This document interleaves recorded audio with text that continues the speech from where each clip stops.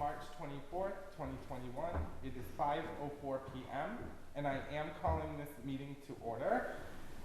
Roll call, just for old. Campuchico present.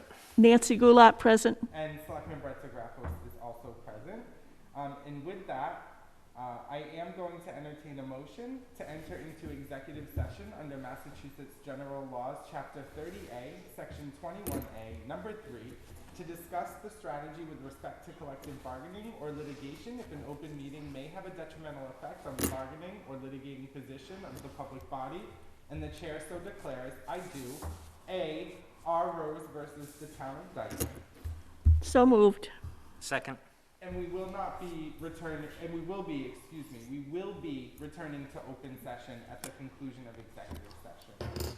And I will take a vote. Selectman Pacheco? Aye. Selectman Goulart? Aye. And Selectman Zagrafos is also an aye. Thank you, and we'll be back at 6 p.m. in open session.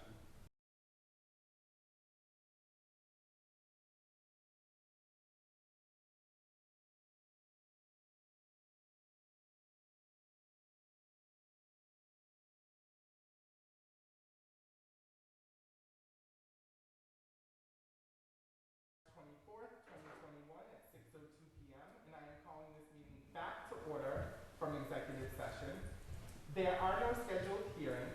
Public input, as always, can be provided using the following methods: either email, phone, Zoom, or now, since we're here, with limited seating, in person.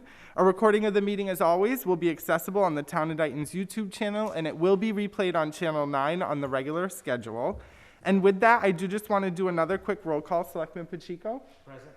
Selectman Goulart? Present. Selectman Zagrafos is also present, and there is no remote participants from the Board of Selectmen. Hello.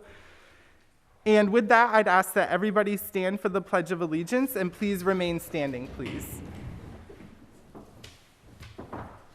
I pledge allegiance to the flag of the United States of America and to the republic for which it stands, one nation, under God, indivisible, with liberty and justice for all. Mr. Chairman, while we're standing, I would like to mention the passing of some Dayton residents since last we met. Carol Perry, Joseph Welch, and for my fellow class of 61 alumni from Dayton, Rehoboth, I want to mention the passing of Eleanor Fournier Canberra. She was from Berkeley, but she was very, very active in the reunions that we had for the class of 61. So in their memory, I would ask for a moment of silence, please.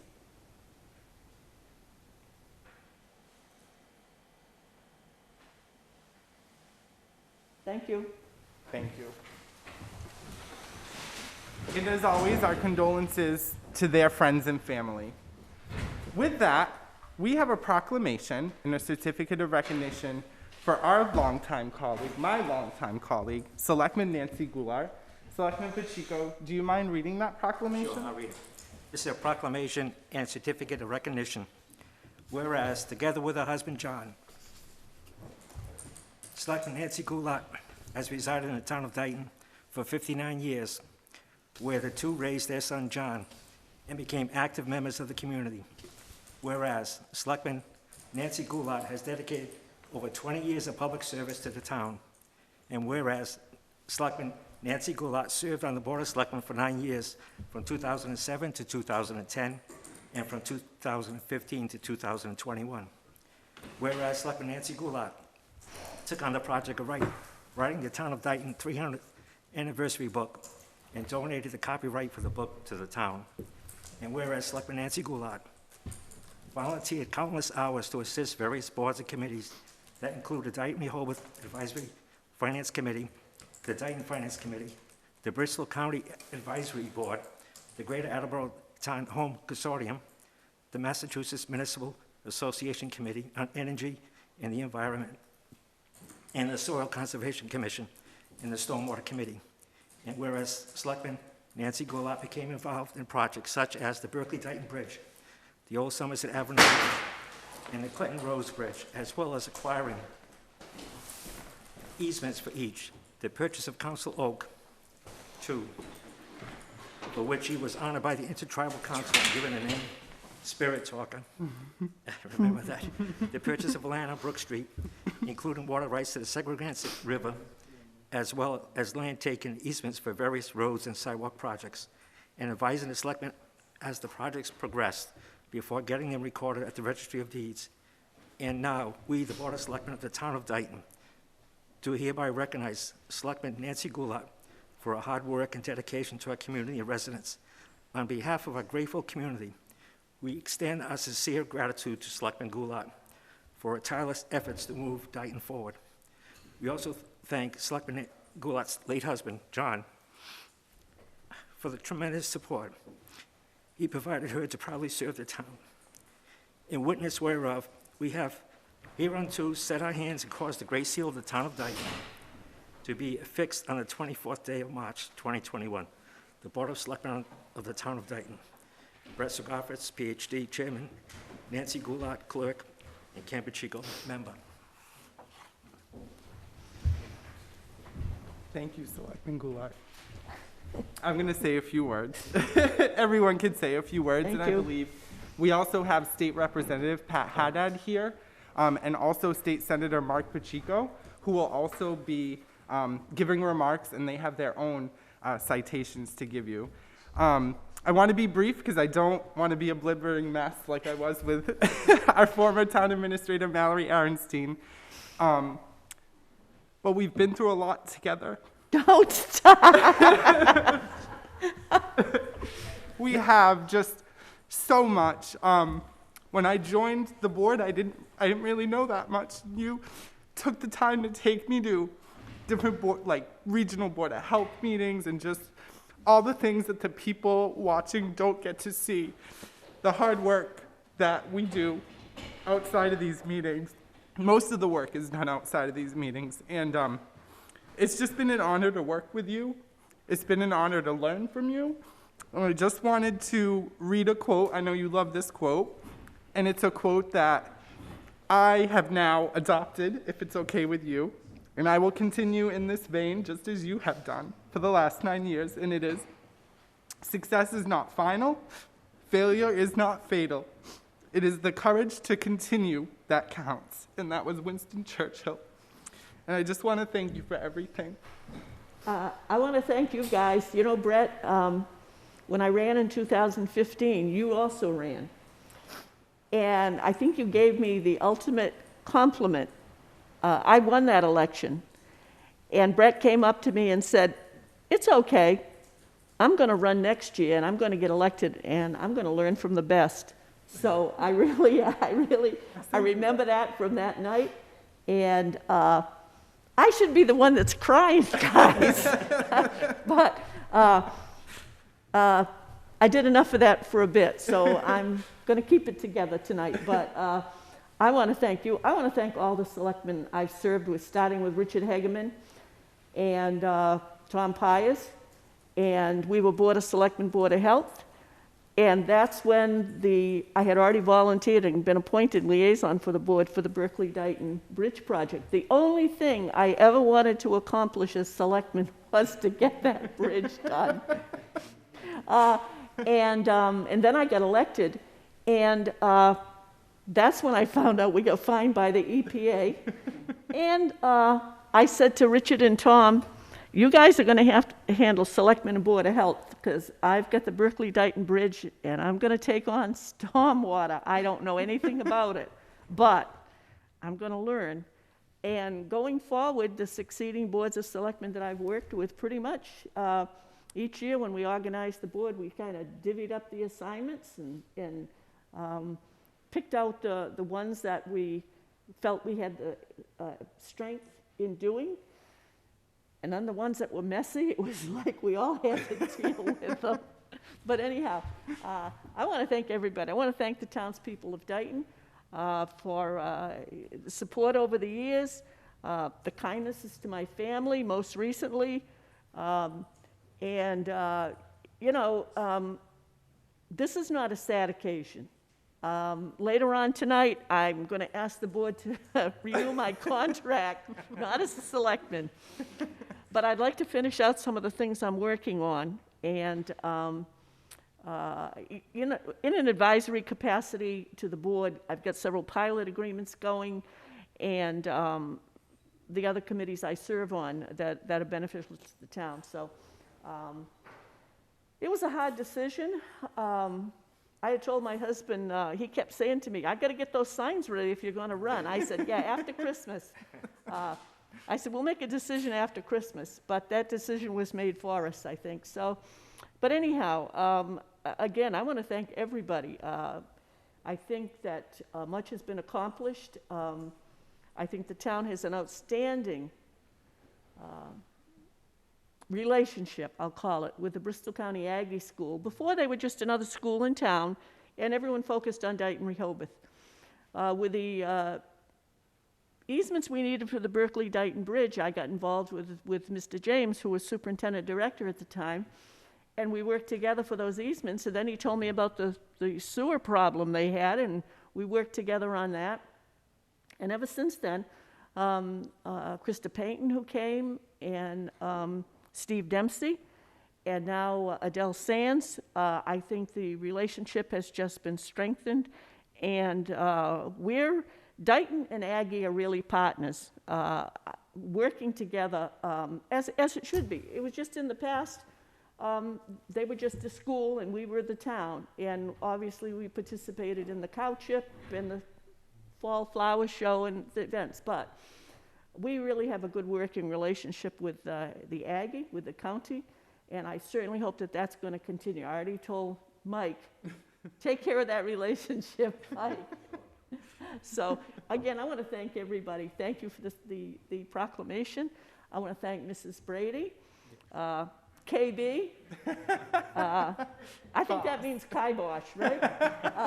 And Leanne, who is not present tonight. But department heads, two guys I've leaned on forever, and that's Tom Ferry and Jim Aguiar.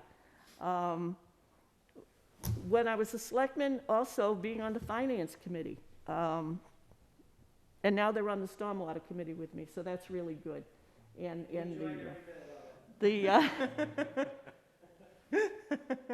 even when we all cringe together a few times. But anyhow, again, I want to thank everybody very much. I look forward to hopefully continuing with the assignments that I have because I enjoy doing them.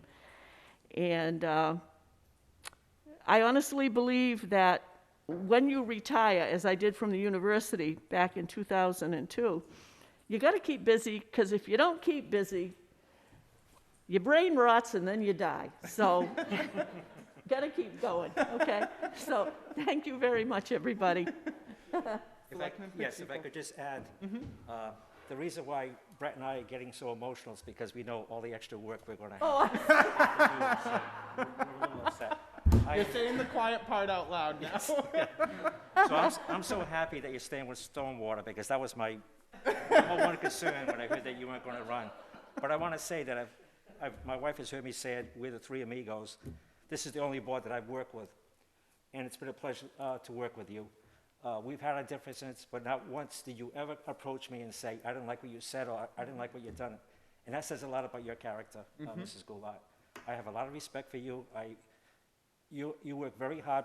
The public probably doesn't realize how hard you work. One day, you were mentioning you had 4 meetings in one day, which is a lot. I think 4 meetings a week is a lot, and you had 4 meetings in one day. So I really appreciate you being on the board. You've given me a wealth of knowledge. I wish I had more coming from you. I wish you were staying, but I understand the circumstances. But I'm glad you're going to continue to participate in the town, which it doesn't surprise me that you would do something like that. So I really, I'm going to miss you. I respect We're still you. going to call. No, you aren't. Yes. No, you aren't, because I'm not going very far. Yeah. Well, I'm going to miss you on the board. I was going to give you a red pen just so you can keep track of. A real expensive one. Yeah. But I really appreciate you, and I have a lot of respect for you and your son and John, quite frankly. So we'll miss you on the board, but you'll be around, and if I assume if I have any questions, you'd be willing to Absolutely, assist me. absolutely. So thank you again for all you've done for the town. Over 20 years of service. Yeah. So just so the public is aware, 9 years on this board. She's still probably going to continue on her assigned committees, and many years before that, 11 years of other FinCom. committee work before that. Yeah, Yep, yeah. crazy. I would just briefly comment on what Ken said. Being a public official, you have to have a thick skin. And you can't let things get to you. I think probably the best place I learned that was when I transferred to the internal audit department at UMass and turned up at the first site and was told, I hate all auditors, so I'm just telling you up front. And I said, that's okay, because when we sit down and I explain to you what it is I'm here to do, you're gonna write your audit report. And they just stared at me. I said, because I'm here to help you, whether you believe that or not. And if there are problems, we'll work them out, and we'll come up with solutions. And as long as we work that way, we'll get things done. If you have a bad report, it's because you refuse to cooperate, to make corrections, to take advice, so you're gonna write your own report. So as I say, I usually get that I hate auditors thing whenever I got a new assignment. But again, I was there to do a job, so can't let that stuff get to you. You never do, and that's why I also appreciated working with you. So State Senator Mark Pacheco, or State Representative Pat Haddad, whoever would like to go first, you have the floor. Well, thank you very much, Mr.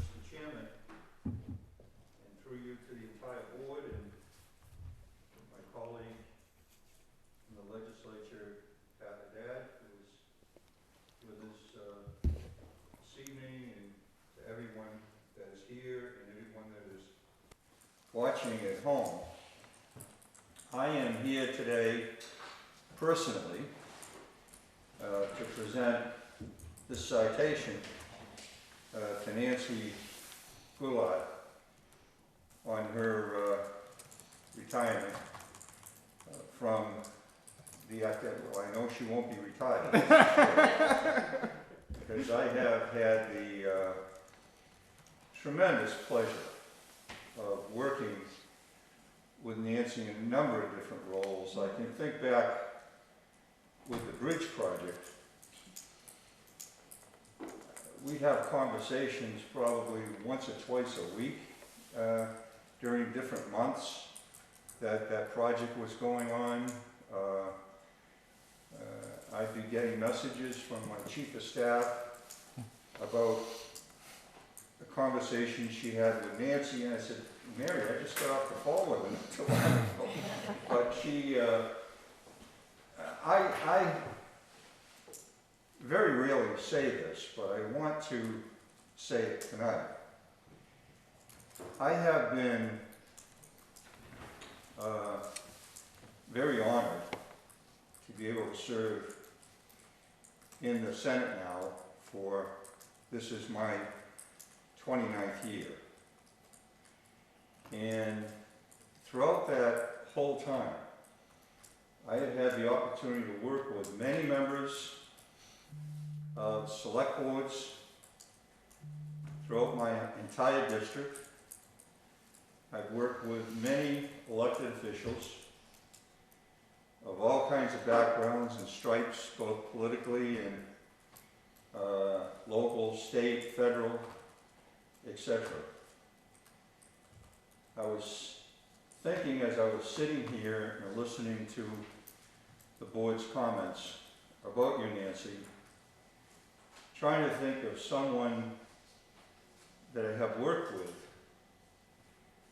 that was better prepared for an issue when the issue was being discussed. I can't think of anyone that was ever more prepared than Nancy Goulart. Thank you. And I know that means a lot to you with your background in auditing, but your focus on detail, research,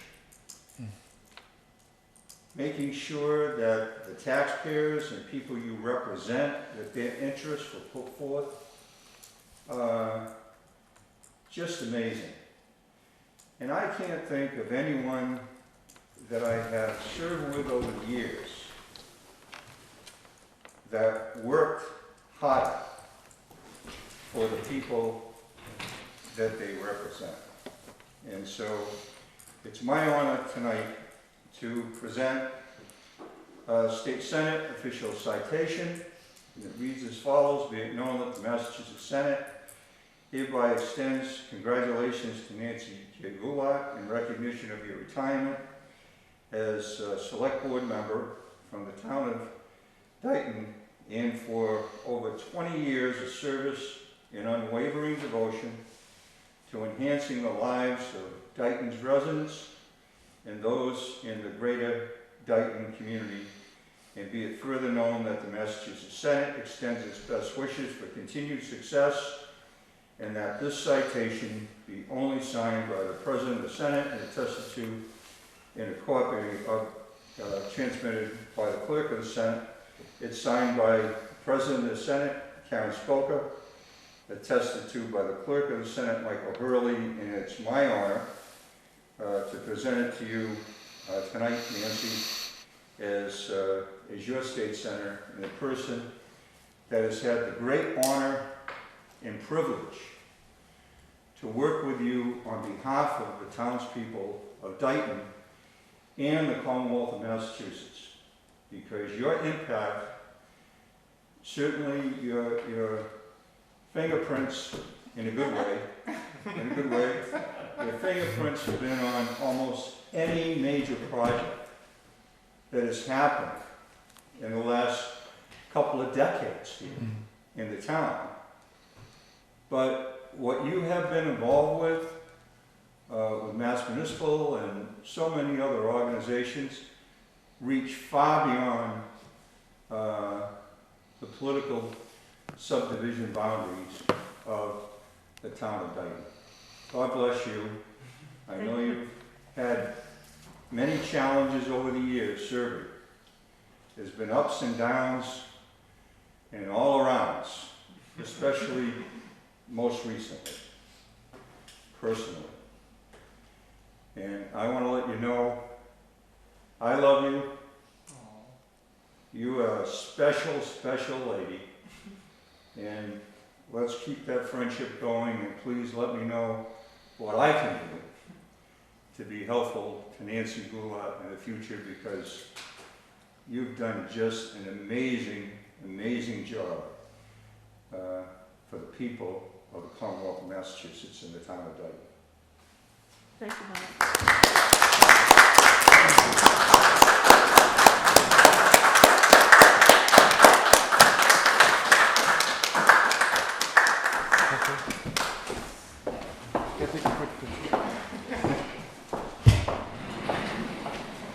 Nancy, we'll do a good socially distance.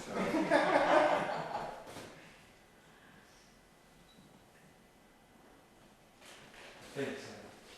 Thanks, Mark.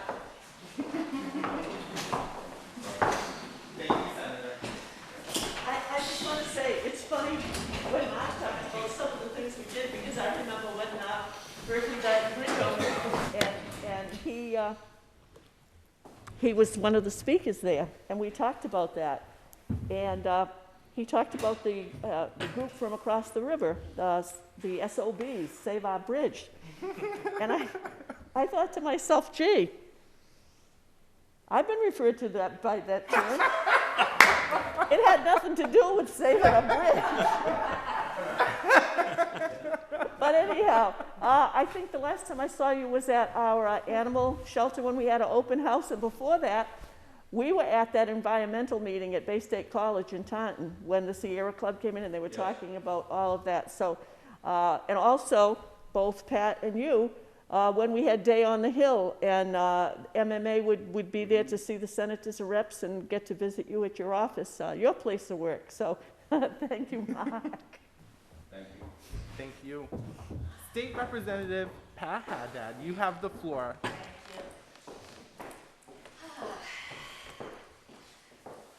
So I only cried 1, 2, 3, 4, 5 times tonight.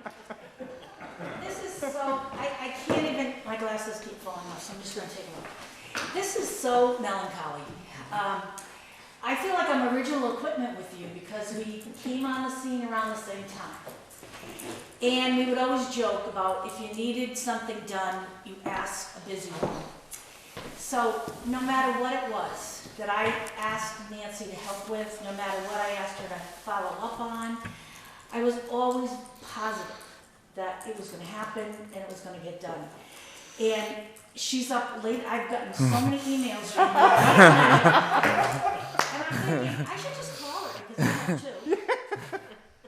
But because she's always thinking of the town. She's always thinking of what needs to be done, what should be done.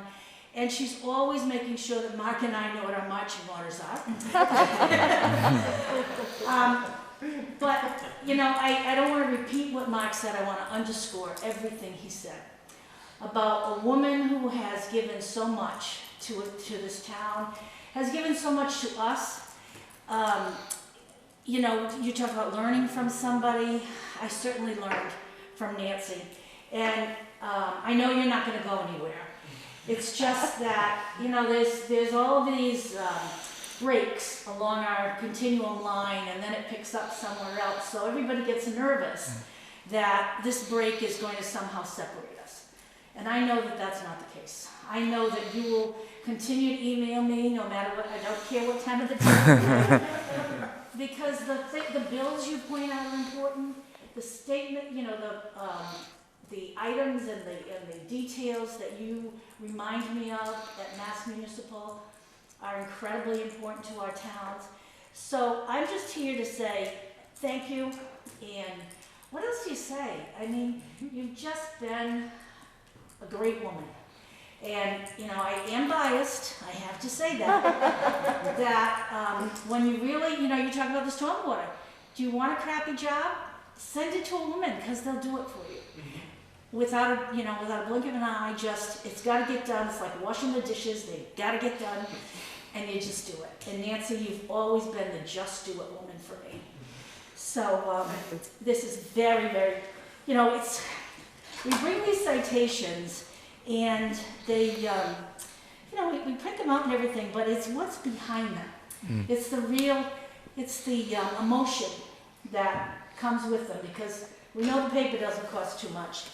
And, but we just try to convey how important you've been to us, how important you've been to the town of Dayton, and that we want you always to be successful and always to be happy. As Mark said, it's been a rough year, but maybe we can turn a corner and a new door will open and some fresh new thing other than stormwater. I'm going to continue to hop on that. So some fresh new thing will come your way and fill your life and make you happy, and that's what we want for you. And I'm not going to read it. I'm just going to tell you that it's, you know, it was given by myself, signed by the speaker, and I'm very proud to present it to you. Thank you.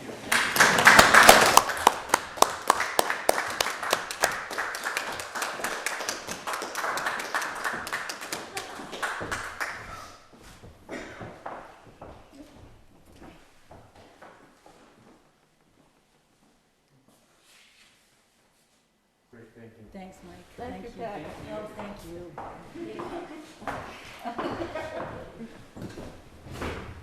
It's funny that Pat said that. I've been to so many events that Pat's been at that Venus de Milo with the program for women that you had. We were there also for the Child Advocates of Bristol County several times. There has always been something that I'll hear from Pat about, or I'll get back to her about legislation. By the way, she signed on the Beagle bill, folks, so I just want you to know. That was the last one, the Beagle bill. And, but whenever I've contacted her to say, did you hear about this, or do you know what this is about, or whenever I've reached out to her, same thing with Mark. They're always there for Dayton, not only for me, they're there for Dayton. And they've always come through. We've worked on things directly, indirectly, whatever, and a great deal has been accomplished, I think, not only in Dayton, but in the Commonwealth. So I want to thank you very much. I'm happy to see you. I haven't seen you in quite a while, and I haven't seen Mark in quite a while either. But of course, we haven't seen anybody in quite a while. So I just want to thank you very much. I appreciate you coming tonight. And, you know, I've been to many of these presentations. This is the first time I've actually received something personally. The last time I was presented anything that looked like this is when I finished my master's program. So thank you very much. I appreciate it. Well deserved.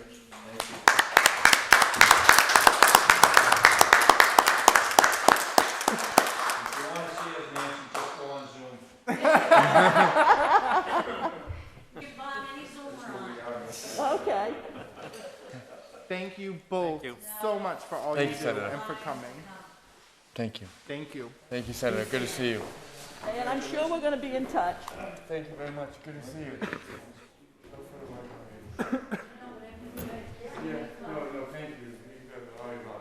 Thank you. And if you ever need to crack the whip, I'm right here for you. Okay. Thank you, Representative. Have a good evening. Thank you, Nice Mark. seeing you. Thank you, Pat. We do have scheduled appointments, and I do want to get to them simply because we have folks on the line who are waiting. However, I do want to hear, I suspect there are people who want to thank Selectman Goulart.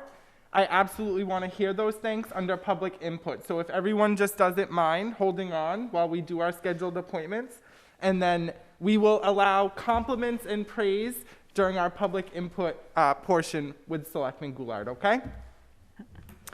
First on our agenda is a 6 p.m. We're almost on schedule, Mrs. Gales, for the Historical Commission for the FY 2021 MHC Survey and Planning Grant Award.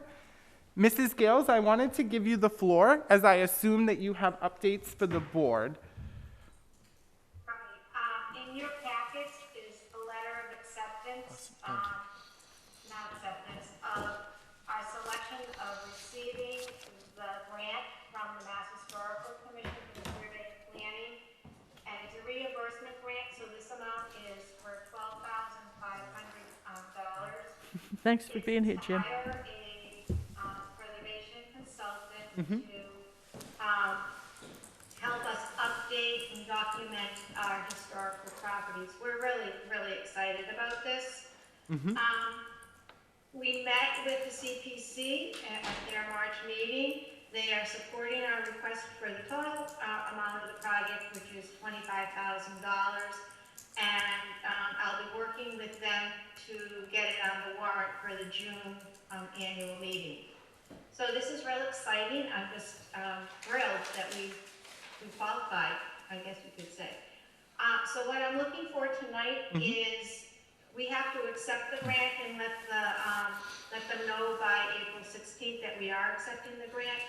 And since you are the people that do things for the town of Dayton, we need the Board of Selectmen to accept it, seeing as how Brett, you signed it as chairperson of the Board of Selectmen.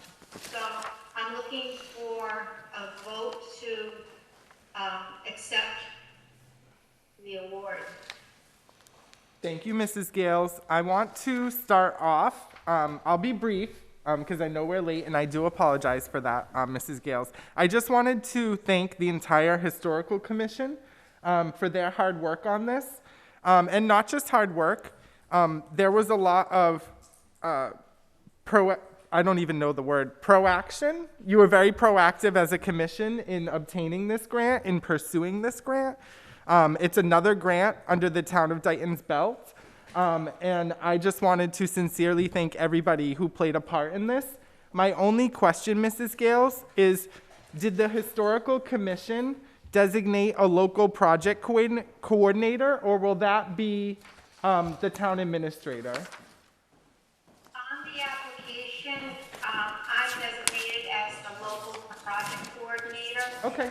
And, but I already met with, Mr. Mullen, and we talked about the grant, and he is going to be my sidekick in getting this done.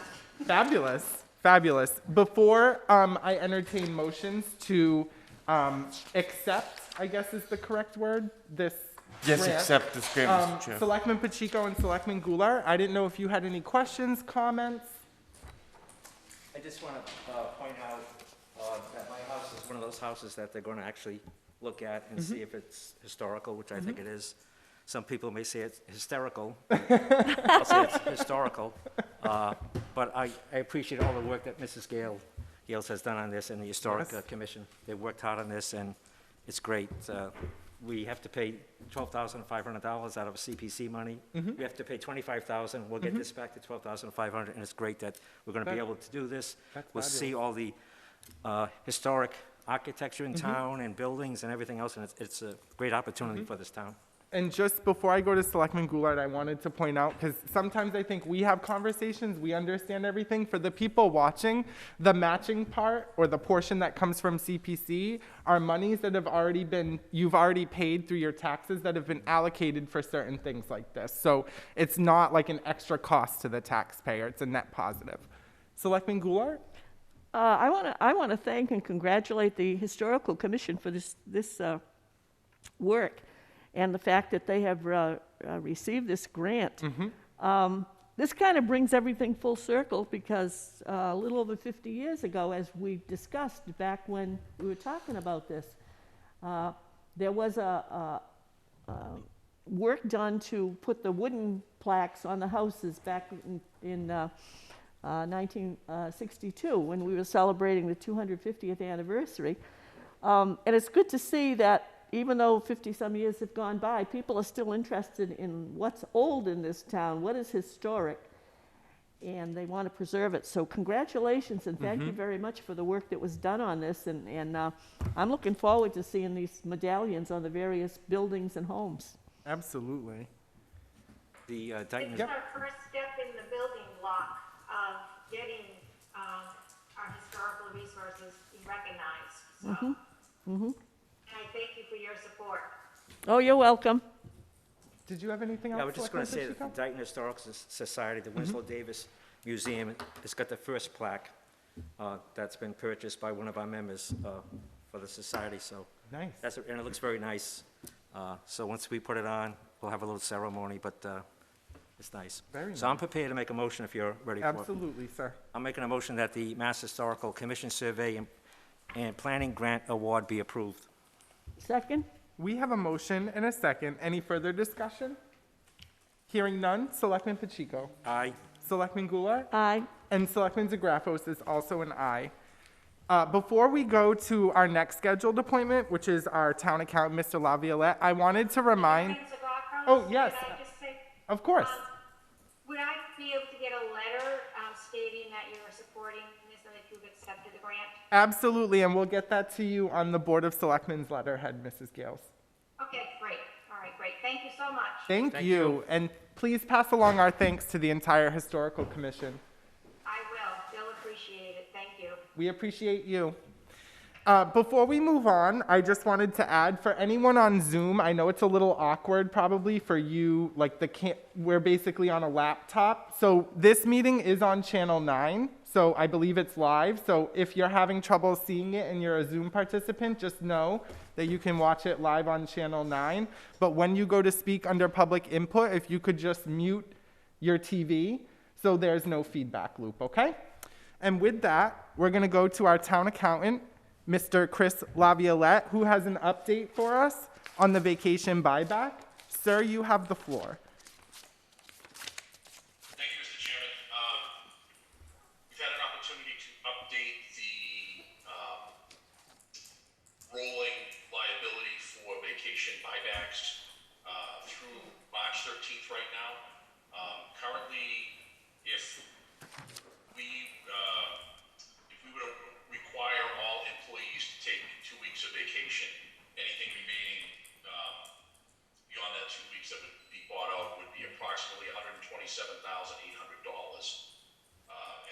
March 13th. And again, this is a moving target right now. We've had a couple of employees who have been bought out because they've retired recently. And we're going to see a further reduction as another retirement's just occurred. And then hoping that with vaccinations and some return to some semblance of normalcy, people can actually start to use their vacation time and further lowering that liability.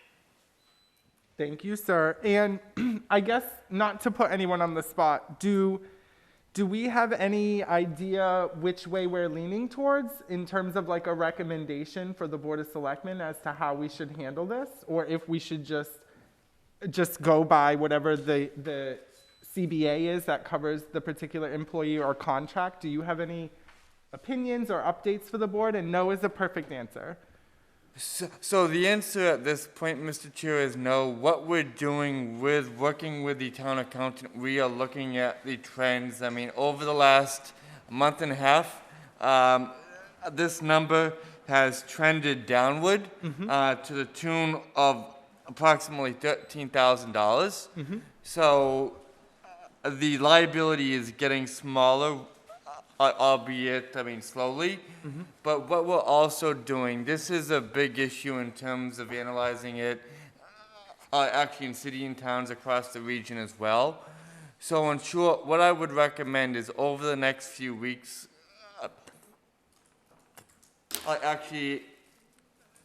as we continue to move into the budget process, we watch the number. Then what I would actually say, looking like where things are falling towards mid to late April, like, and also accounting for the requirements and what the town has agreed to in the collective bargaining agreements, then we can take a really better look at it at that point. So then come to actually a recommendation that would work. That could also be presented to the FinCom at this point, Mr. Chair. So that's my recommendation at this point. The shorter answer is no. Okay, I Does accept make that. sense? Thank you. Thank you. Thank you.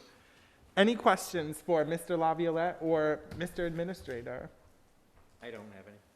No, I'm all set. Okay. Thank you, Mr. Laviolette. As always, I appreciate you. You're welcome.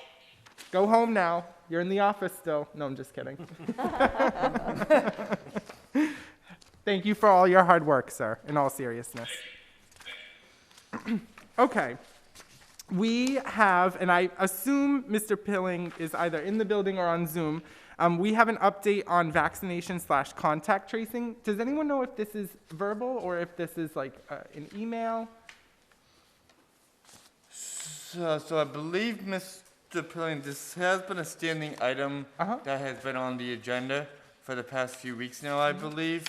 I do know that actually Mr. Pilling, he did outline some numbers at the beginning or the end of last week. Mr. Pacheco, do you have those? I do have those Okay. numbers. Oh, perfect. I'm sorry. You have the floor, sir. Okay, so for the week ending March 21st, we've had confirmed positive number of cases was 8. Total number of positive to date is 650 for the town of Dayton.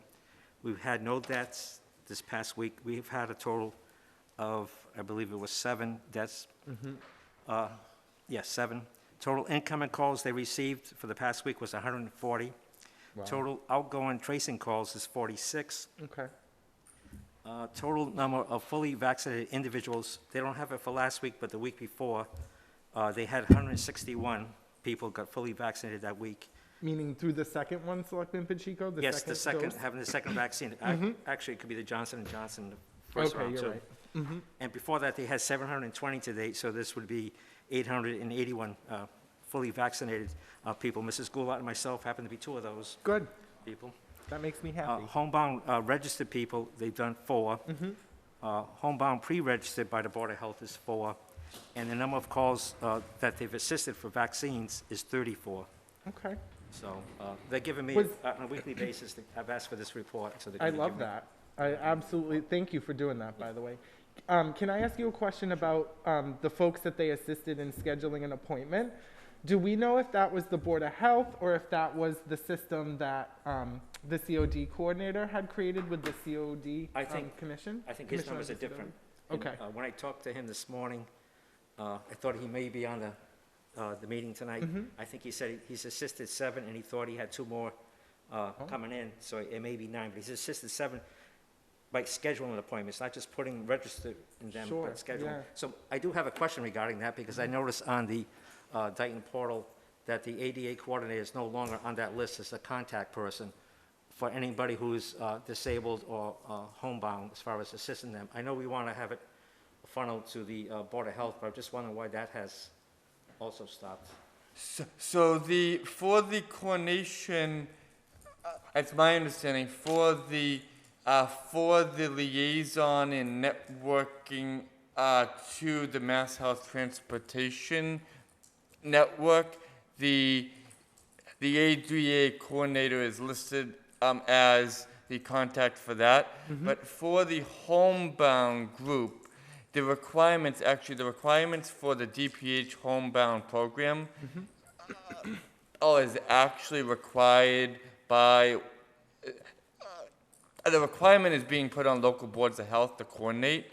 So the stakeholder group that we pulled together to actually make sure we got that program up and running, we did as a group with the with the ADA coordinator decide that it would be better to streamline that since the Board of Health has that responsibility through the state in the first place.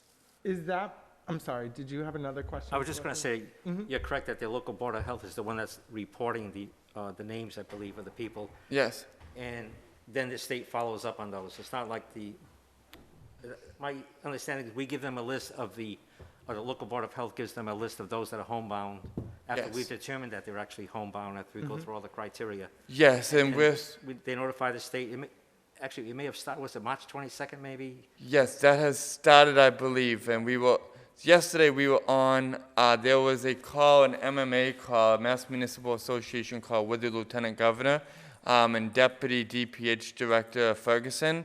So and they actually have begun this week to roll that out. I think one of the things, in terms of the population, the homebound population who we are trying to reach out to, there is a senior group. There is a population in town who are disabled, who are younger than being a senior. Then there is a portion who are veterans as well. So it's really been a team effort. Actually, the veterans agent, so our current veterans agent, Mr. Hershey, he's really been working very diligently to make sure those, those who meet the criteria are identified there as well. So everyone has been doing their part, and from the COD to the veterans, any outreach that the library and Council on Aging receive, it's all being funneled through the Board of Health. And I believe the Veterans Agent has contacted 50 disabled veterans, I believe, thus far. Yes. That may be it may only be 50, I suspect there's more, but he's contacted 50, which is good. So yes, and as I mentioned, he's been extremely diligent. He is actually, he mentioned to me at the beginning of the week that he actually made house visits as well to make sure the outreach was there. So I want to actually especially thank Mr. Hershey for those efforts. So I can barely see the chat. Mr. Laviolette asked a question. He has a question to You me. can stay if you'd like. You're certainly not required. You were very helpful last night. I think actually you should stay, Mr. Laviolette, because one of the questions we had was about a figure in one of the budgets. So if you don't mind, I'd appreciate it. Okay, sorry about that. Do we have any other questions or comments under update on vaccination/contact tracing before we move on? I don't. Selectman Goulart? No, all set. Thank you so much, Town Administrator Mullen. Thank you, Mr. Chair. Next, and we picked up some steam, so we're only 5 minutes behind now, is Mr. Ferry, the highway superintendent, for updates on the safety zone on Pleasant Street. I know we had a question basically for Mass DOT about the 3 options we have in terms of signage. And then also a discussion on the part-time administrative assistant. I know we approved certain figures, but I think we have to take like a formal vote, especially to set a specific I shouldn't say employee, a specific position salary and hours. So with that, Mr. Ferry, did you hear back from the representative that you had contacted from Mr. Mass Ferry? DOT? Oh. And then do you mind making him larger? Yes. 1 second, Mr. Ferry. Yes, Mr. Ferry deserves to be larger than life. Do not resist. He's like, I prefer to stay a thumbnail. You have to double click and pin the video. Okay, yeah. Click the 3 things in the corner of his little window. When he starts talking, it should switch over. Well, it's easier to just pin it. And then pin it. Mr. Video. Thank Mr. you. Ferry, you're being Okay. pinned. It's like I've done this, right? I haven't. Right? You won't have to. Okay, sir, you have the floor. So as far as the safety zone, yes, it was a bit of a challenge to get a hold of Mass DOT. And we did the same time, just about the same day that Serpent did also. They were tracking down the same person. So we had a good conversation separately with Mass DOT, and we both came to the same conclusion. It seems that we need to go in the direction of a bylaw to support this. Other than that, would be right now warnings rather than tickets, without any teeth behind it. So you're gonna need a bylaw to back it up, similar to what we have with our parking zones. We actually identify the streets and the locations. Can I ask? So there's more work that needs to be done to that, and I'm not sure how you want to proceed with that. I guess my question is, when we talk about a bylaw and we talk about naming streets, does that mean like every time and I'm not saying the board is going to establish other safety zones, I'm just saying if that were to happen and there were another safety zone in addition to Pleasant Street, and the bylaw were already written enshrining Pleasant Street as a safety zone, does that mean every time the board creates a new safety zone, we have to amend that bylaw to include that new zone? It should reflect that, yes. Okay. Which means we don't take this lightly. Correct, exactly. Yeah. So what does the board feel like? Do we think we need to wait till maybe the special in the fall? Do we think we have time to get it together for a special article or an article on the annual town meeting warrant for this? Mr. Ferry, do you know any communities that have these zones that we could borrow a bylaw from and fine tune it? I know Randolph, this is a bad example, and I know I'm not, please know, public, I'm not suggesting we use their bylaw, but I know like Randolph has a safety zone, like their entire town is 25 miles per hour.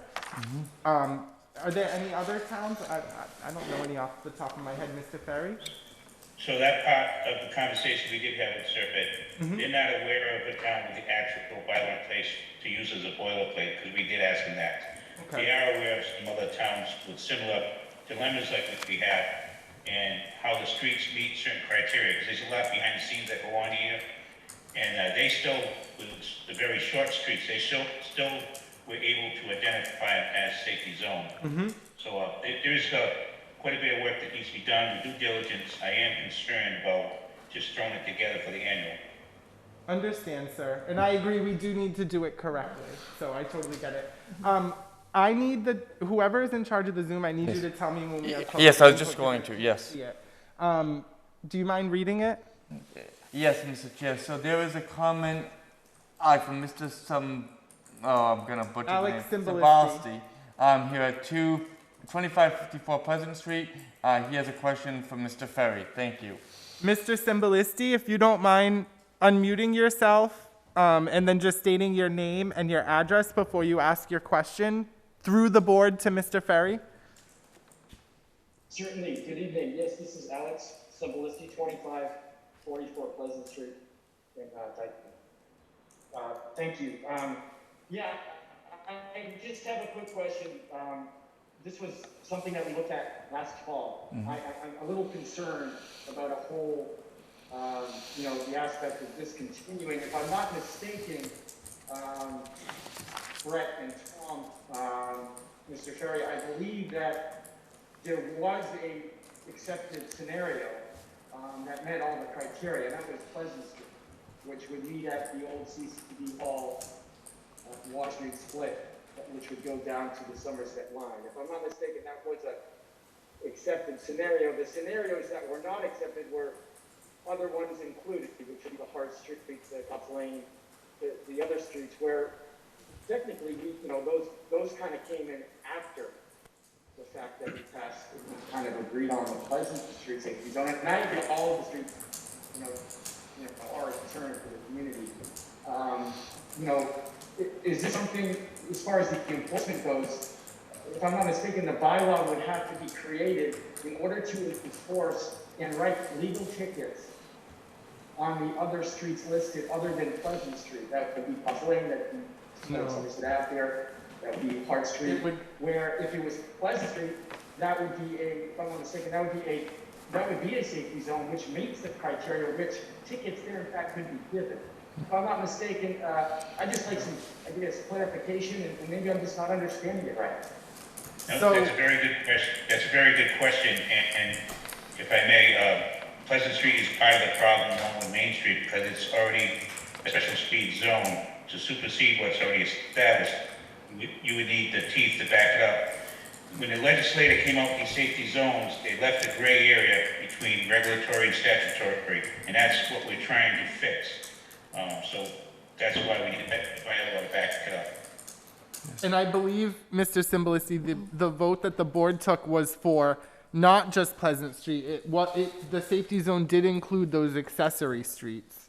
That was the official vote. Somerset Avenue, part of Somerset Avenue. Correct, and part of Somerset Ave. And roads going east off of Somerset Avenue. Exactly.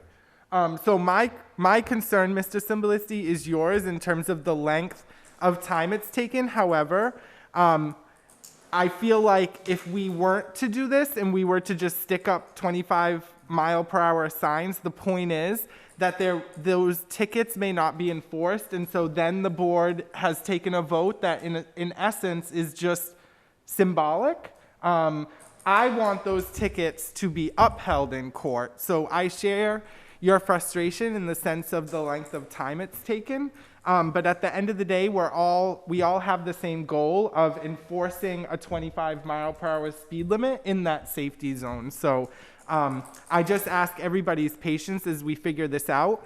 This is the first safety zone we've really embarked on, so there is a learning curve on this. But the good news is we will know the process and understand the process for any safety zone that the board were to consider creating after we complete this. So those are my comments. Mr. Chairman, I'll send an email to the MMA committee that I serve on, and also copy Ariella, our chairman, to get the word out through MMA. Does anybody have safety zones, or are you working on it? Are you contemplating it? And I think the bylaw is the way to go. Because the other thing, too, is any bylaws passed at a town meeting have to go to the Attorney General. And the Attorney General gets the final say. And if we pass one and try to enforce it and it comes back from the AG, it's worthless. So I know it's going to take a little time, but I think if we're going to do it, we need to do it correctly. And once we do one zone, we'll have the boilerplate to add other areas in town if in fact we move in that direction. Sure. I know Mr. Ferry reminded me of something that happened when I came back to the board in 2015.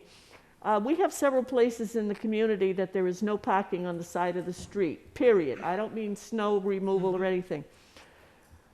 And one such area is Pearl Street near St. Nicholas Church.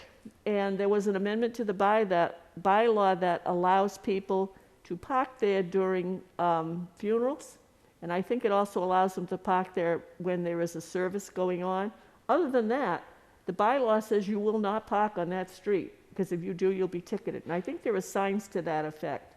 But that amendment was made, I know that Selectman Menges was on the board at the time, so it had to be when I came back in 15, but we took it to town meeting, it got approved, the AG approved it, and that is enforceable, so. Thank you. It's a good example.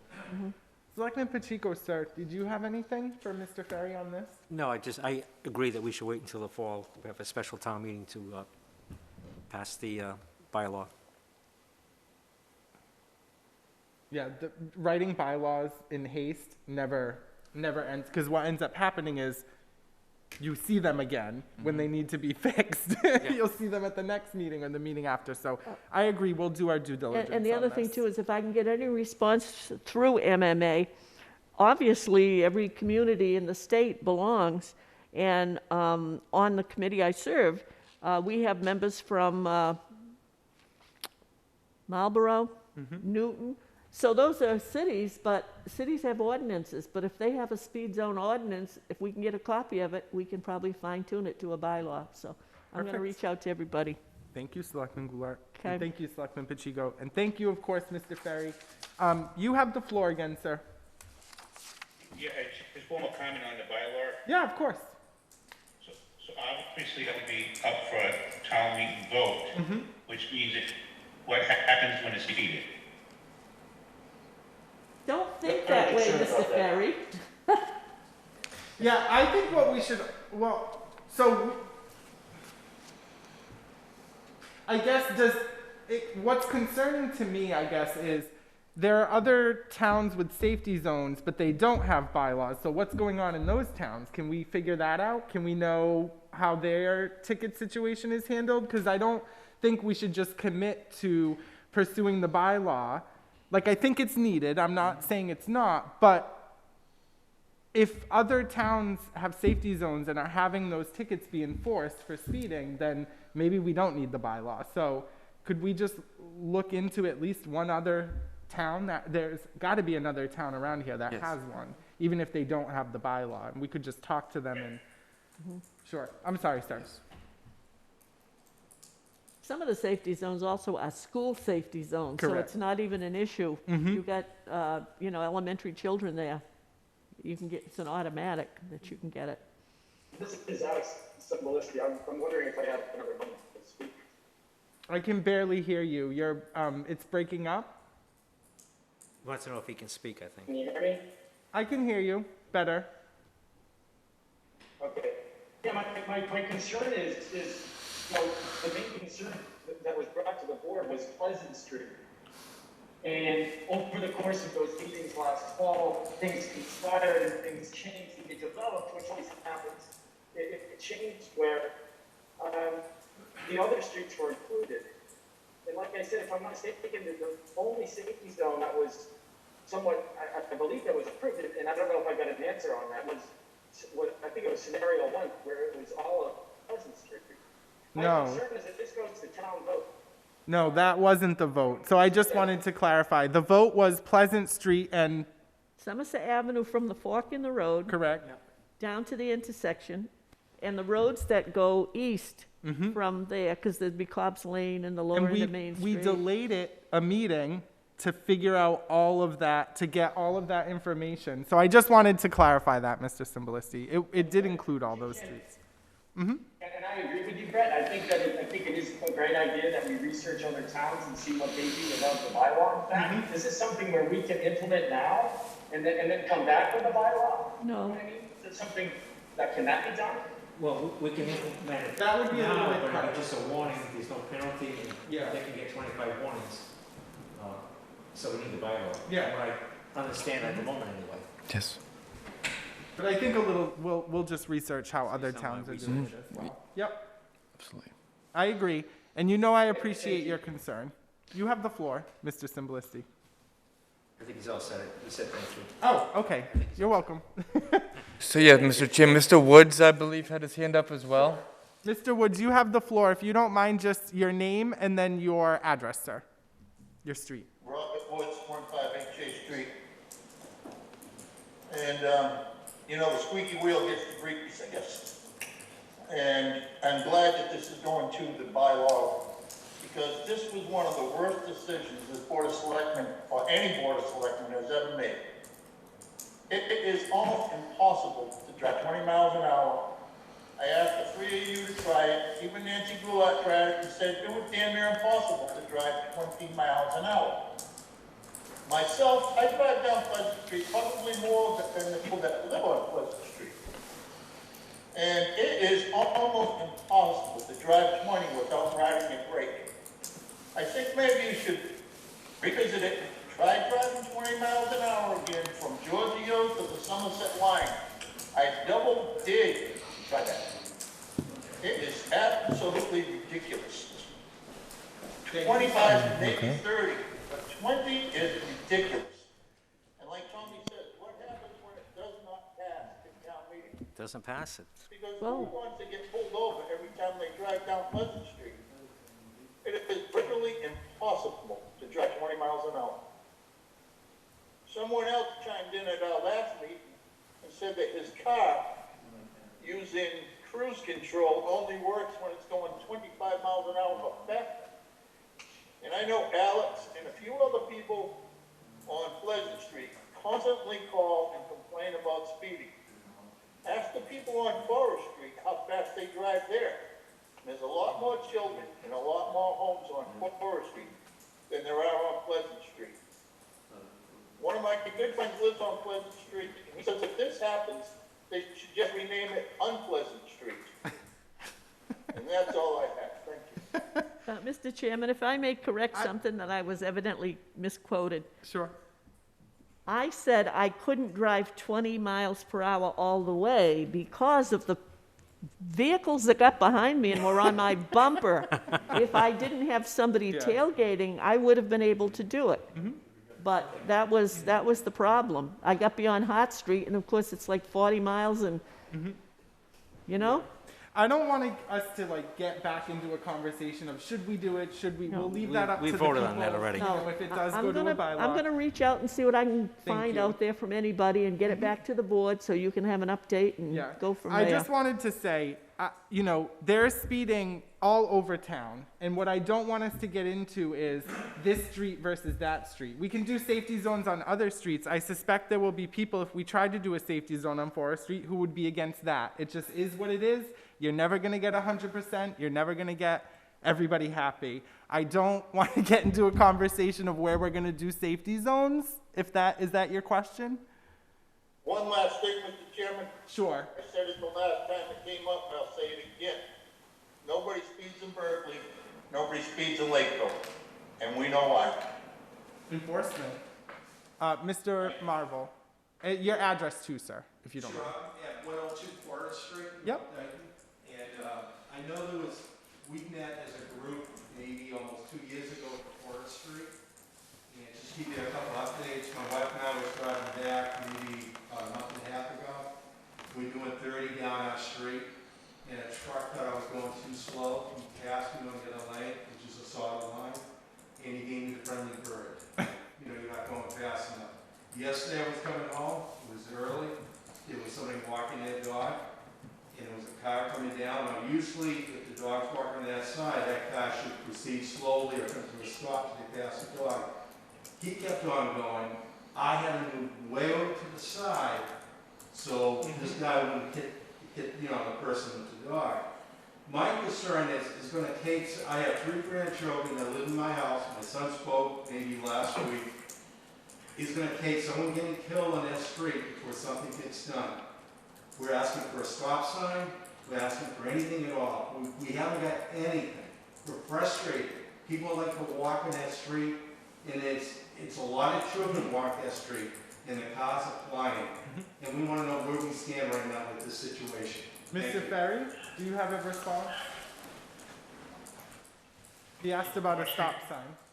Yep, he asked about a stop sign on Forest Street to help with the speeding.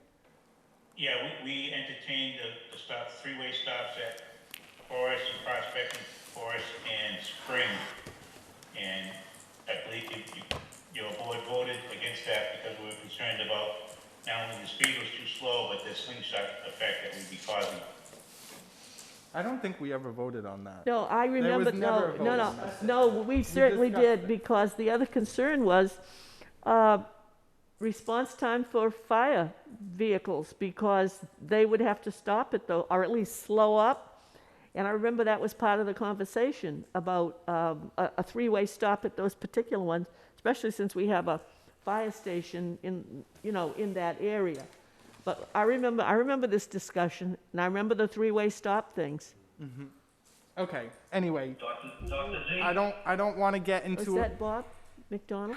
Chief, I don't want to get into a conversation about speeding on every street. All this was just literally an update on the safety zone on Pleasant Street, okay? So if you have public input, if you have concerns, please send them to the board. Request it to be on the agenda. We're happy to entertain it. I think Chief McDonald is. Yep, Chief McDonald, you have the floor. And then I'm not allowing any response from anybody to the chief. Chief, you have the floor. Thank you, Dr. Z. Yes, in regards to those stop signs, I can remember what Selectman Goulart just said. That was a concern where those stop signs were going to be, Forest and Prospect, and then it was talked about stop signs at Spring and Forest. Another concern was brought up that the neighbors wouldn't want stop signs there because they'd be stopping right in front of their house. They seem like they would want that. As far as the speeding through the town, yes, there are vehicles. I just want to make this to everybody. People flying throughout the town, every street, not just Pleasant, Forest Street, everywhere. We get calls every day here about people wanting to know if we can do radar, we can watch and monitor traffic. My guys will be out there. It's put in the log. Those guys go out there, they do their job, they go in that area where the complaints are. We only can do so much with the staffing that we have. I'm running a shift now on midnight gate with only 2 officers on the shift. So from 5 o'clock in the morning, that's probably when the traffic will start. 5 o'clock till 8 o'clock they work. I have 2 guys on that shift and then to cover the town too. So they do the best they can. These guys do the best they can. They do their job here, and when there's complaints, we try to get right on it and take care of it. But there are so many people that call. We just got another one on Smith Street who had concerns about trucks going by our house going fast. So the guys were up there checking it out. So we do the best we can, and hopefully that we can stop a lot of this. Thank you, sir. I appreciate it. Okay. Now let's move on to the part-time administrative assistant. Mr. Ferry, you have the floor. Yes, I believe you guys have the letter there. Yep. Do you want me to read it, or Yes, please. I was planning on being there, but I need to come back home. So. No worries. Does anyone have it up? I'm sorry. Can I have someone it. else read it? Okay. Selectman Goulart? To whom it may concern, March 19th, 2021, from Thomas Ferry, Superintendent of Streets, regarding part-time/administrative assistant. Please consider Heather Nocera 20 hours per week as needed as a grade 4 part-time administrative assistant. This will reflect the task that Heather is doing both for our regular highway department and for the efforts needed in the stormwater part of our department.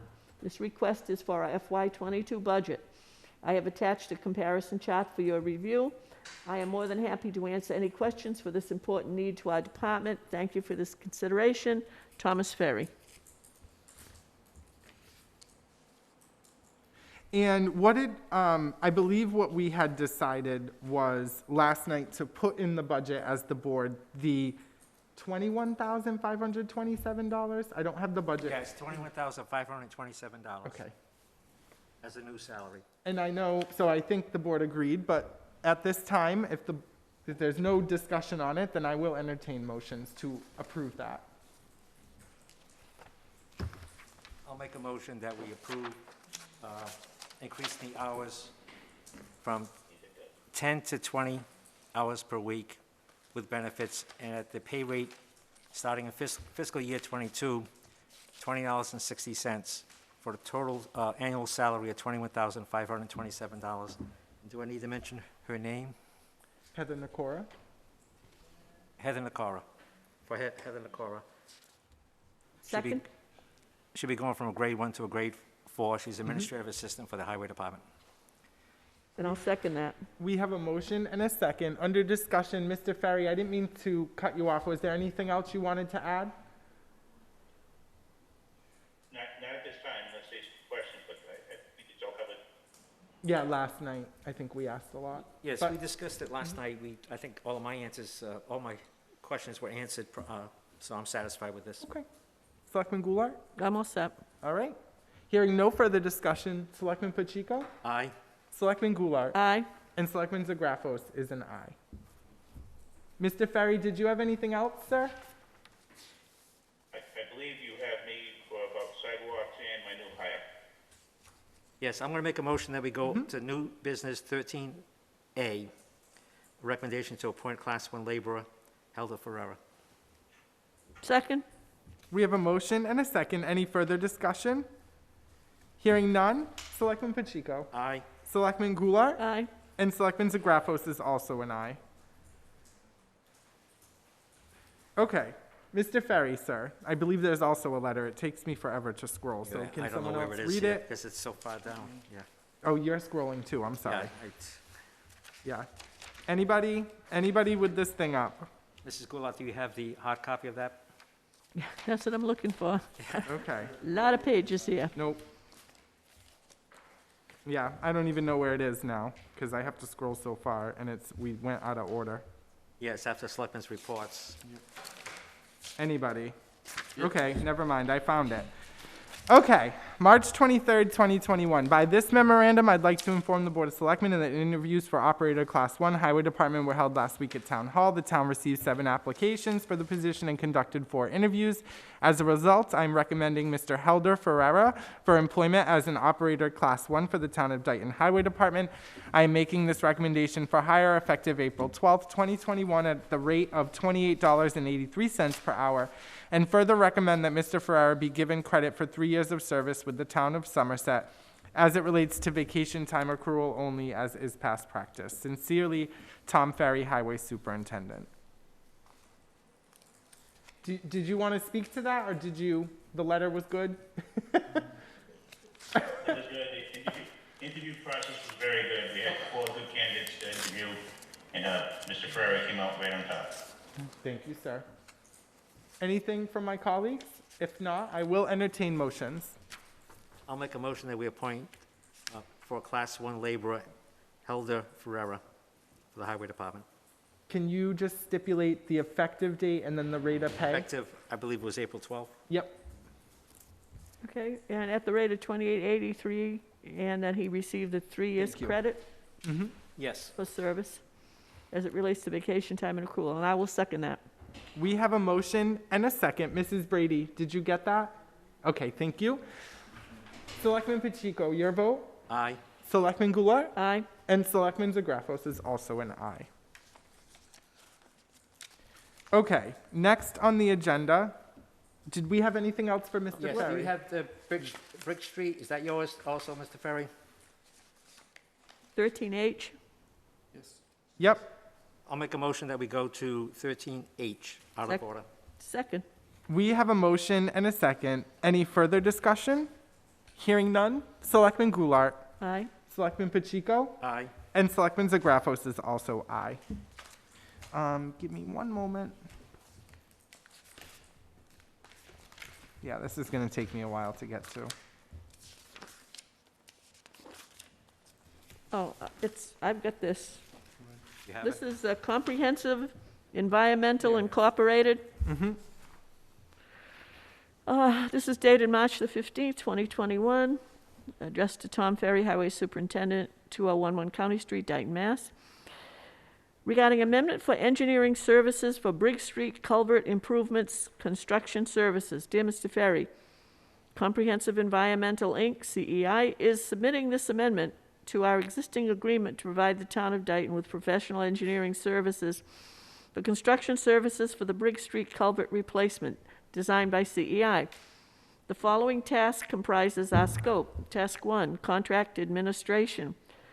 The task will include construction services to provide review of shop drawings, coordination with Mass DOT on their Chapter 85 shop drawing review, answering of contractor questions, response to requests for information, RFIs, review and approval of periodic payment requests, DER reporting and coordination, coordinate with Dayton Highway, town, staff, or other stakeholders on construction plans, issues, and provide up to 3 remote meetings. Task 2, construction inspection. CEI will provide part-time periodic inspection services on an as-needed basis to provide review of the work, photo documentation, confirm compliance with permit conditions, etc. The above tasks can be completed for an estimated total upper limit of $15,000 billed monthly at current staff hourly rates listed below and in accordance with the terms and conditions of our October 3rd, 2018 Briggs Street agreement with the town. Should the town require additional services, an amendment may be processed to raise the upper limit. Hourly rates: senior project manager, engineer, PE, $250 an hour. Project engineer, EIT, $150 per hour. Staff engineer/inspector, $90 to $100 per hour. Please feel free to call me if you have any questions or wish to discuss this matter at 800-725-2550, extension 305. Sincerely, Comprehensive Environmental Incorporated, Matthew Leonard, PE, CFM, Principal. Going forward, if we could just have the person speaking to it summarized to save us a little bit of time, that would be really helpful so we could get out of here at a reasonable hour. No, it's not. That was a tough one to summarize, I think. But Mr. Ferry can present. Yeah, sure. Do you have anything to add, sir?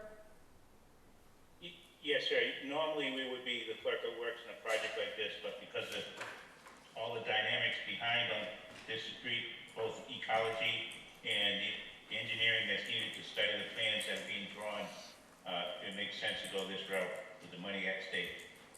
Okay. Any further discussion on this? So what exactly is the amendment then? What are we changing? What are we changing? We're not changing this. This is a sort of an extension of our relationship with CPI as we're moving forward with that culvert. Mr. Ferry, did the rates increase since October 3rd, 2018 for professional services? Did their rates increase?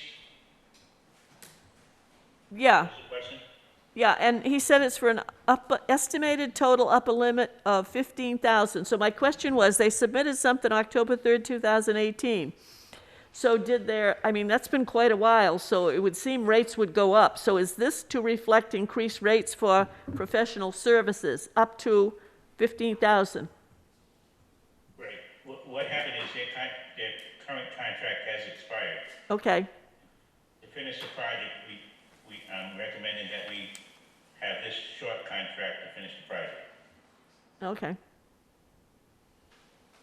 Are you accepting motions, Mr. Chairman? Absolutely. Yep. Mr. Chairman, I move that we approve the amendment for engineering services for Briggs Street culvert improvements, construction services from Comprehensive Environmental Incorporated, dated March 15, 2021, with an upper limit of $15,000 billed monthly as outlined in their letter of March 15, 2021, and as recommended by Superintendent Ferry. I'll second that motion. We have a motion and a second. Before I call a vote, Selectman Pacheco, did you get your questions answered? Yes, I'm all set. Okay, just making sure. Any further discussion? Hearing none, Selectman Pacheco. Aye. Selectman Goulart. Aye. And Selectman Zagrafos is also an aye. Before we conclude our time with Mr. Ferry, I just wanted to ask, am I missing anything on the agenda? This Yes. what about this was in the package? Is that something for Mr. Ferry? Is that the, Mr. Ferry, did you submit this District 5 municipality work notification, or is this just a reminder they're going to start working on Route 44? Oh, we've talked about that before. I think here. that's on the announcements. Yeah, I think it's an announcement. That's a reminder, but you may have questions for me Yes. during the administrative time. I think his third item, Yes. you might need 10C, Mr. Chair. Hold on. Yep. 10C, Mr. Chair? Do we want to go to 10C then? Is that Sure. Okay, I want to make a motion that we go to 10 Town Administrative Reports C. Second? We have a motion and a second. Going forward, if we could just, every item that is going to be spoke to by the department head needs to be under scheduled appointments, because the flipping around is really hard to do for anyone that's doing it digitally. And also flipping around with paper. So if we could just get all those items under that one scheduled appointment for that person, that would make everybody happier. You have the floor, sir. Well, did we vote on? Oh, I'm sorry. Yeah, aye. Aye. And I'm also an aye. So thank you, Mr. Chair. I'll try to be quick with this. But on Tuesday, March 9th, as you can see, I received an email from a resident at 77 Summer Street who was inquiring actually about the condition of sidewalks in front of her home. And so upon immediately receiving the email, I did reach out to Highway Superintendent Ferry. He was actually kind enough to visit the area, and he agrees with the need for a sidewalk, but as the board may know, the town is actually working off a sidewalk priority list. And typically, as Mr. Ferry had actually mentioned to me, when actually the town does consider sidewalks, they try to do it along with a road reconstruction project. So actually, we did reach out to convey that information to the resident, and he did have a number of follow-up questions, which, I understand the area in front of her home is a home, it's personal to her. We're trying to work, and the highway superintendent is trying to work to make sure that if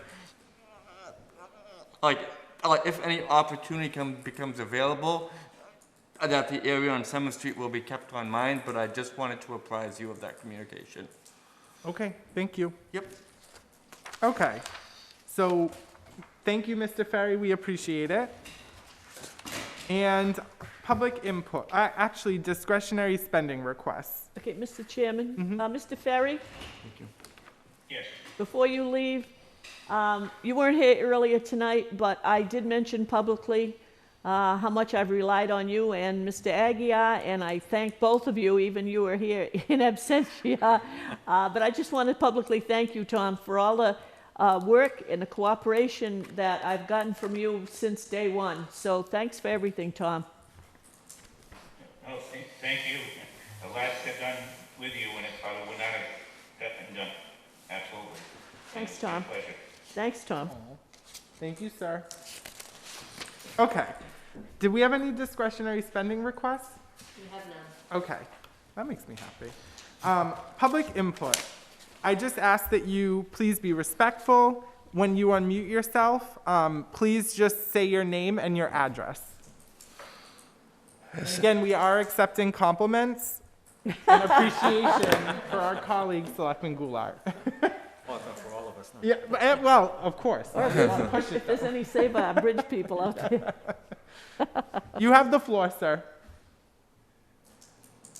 Shannon May, Main Street. I wanted to thank Selectman Goulart for, if it wasn't for her, I would still have Verizon utility poles laying down.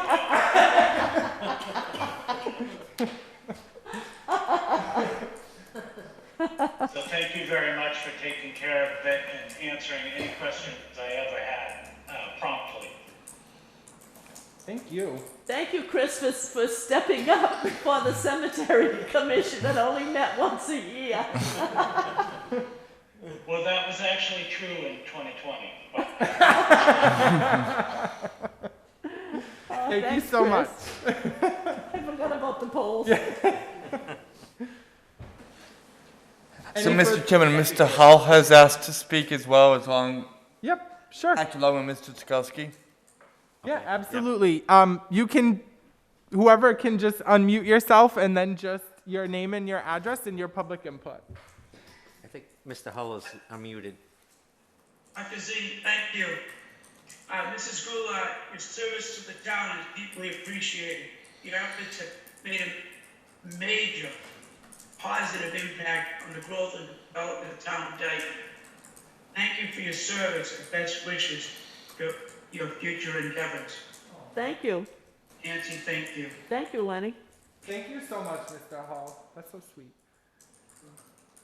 And they said public service was a thankless job. Ms. Juchkowski, you have the floor. Jennifer Juchkowski, 2414 County Street in Dayton. Nancy, I just wanted to thank you for paving the way for women. Being the third women's selectman in our town is nothing small. And on top of that, you've done an incredible amount of work over the years. I think it is meaningful to all of the young girls in town, myself included, you know, to be able to see someone in the role reflected in ourselves. And, you know, I wish you all of the best. I know it has been a very difficult year for you. I have actually learned a lot from you, and I hope that I'm able to continue in your efforts. But thank you very much for leading the way. Thank you very much, Jen. Thank you. Thank you. Thank you. And anybody else? Any public input, I just ask that you unmute yourself, your name, and your address. I've got some public input. Okay. And Jen, you're going to appreciate this. At our last meeting, we recognized Women's History Month, and we had a proclamation. Well, on March 22nd, I found this article. It was in the Fall River Herald News.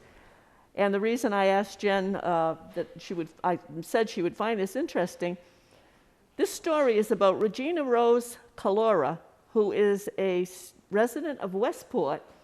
She is the first female to attain the rank of Eagle Scout in the Narragansett Council.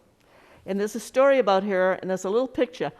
And the project that she focused on was fighting illiteracy. And with the help of her father, who built bookshelves, she collected thousands of books, and she has placed them in different places. So I just wanted to give a shout out to Regina Rose Calora of Westport, and this is another example of what young women can strive for in the Scouts and in other things. So I'm just going to share this. I'll pass this for the board to have, and that Mrs.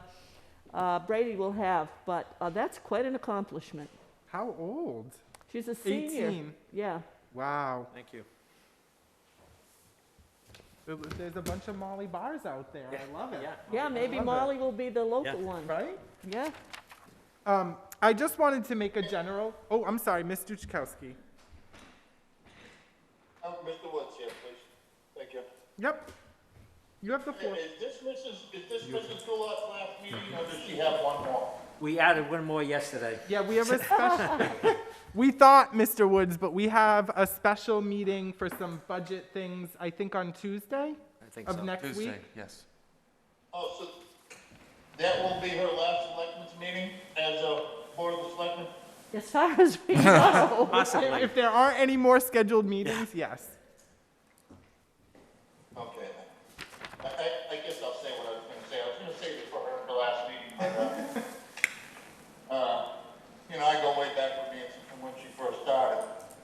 And I don't think I need to give her any more praise that was already given to her tonight.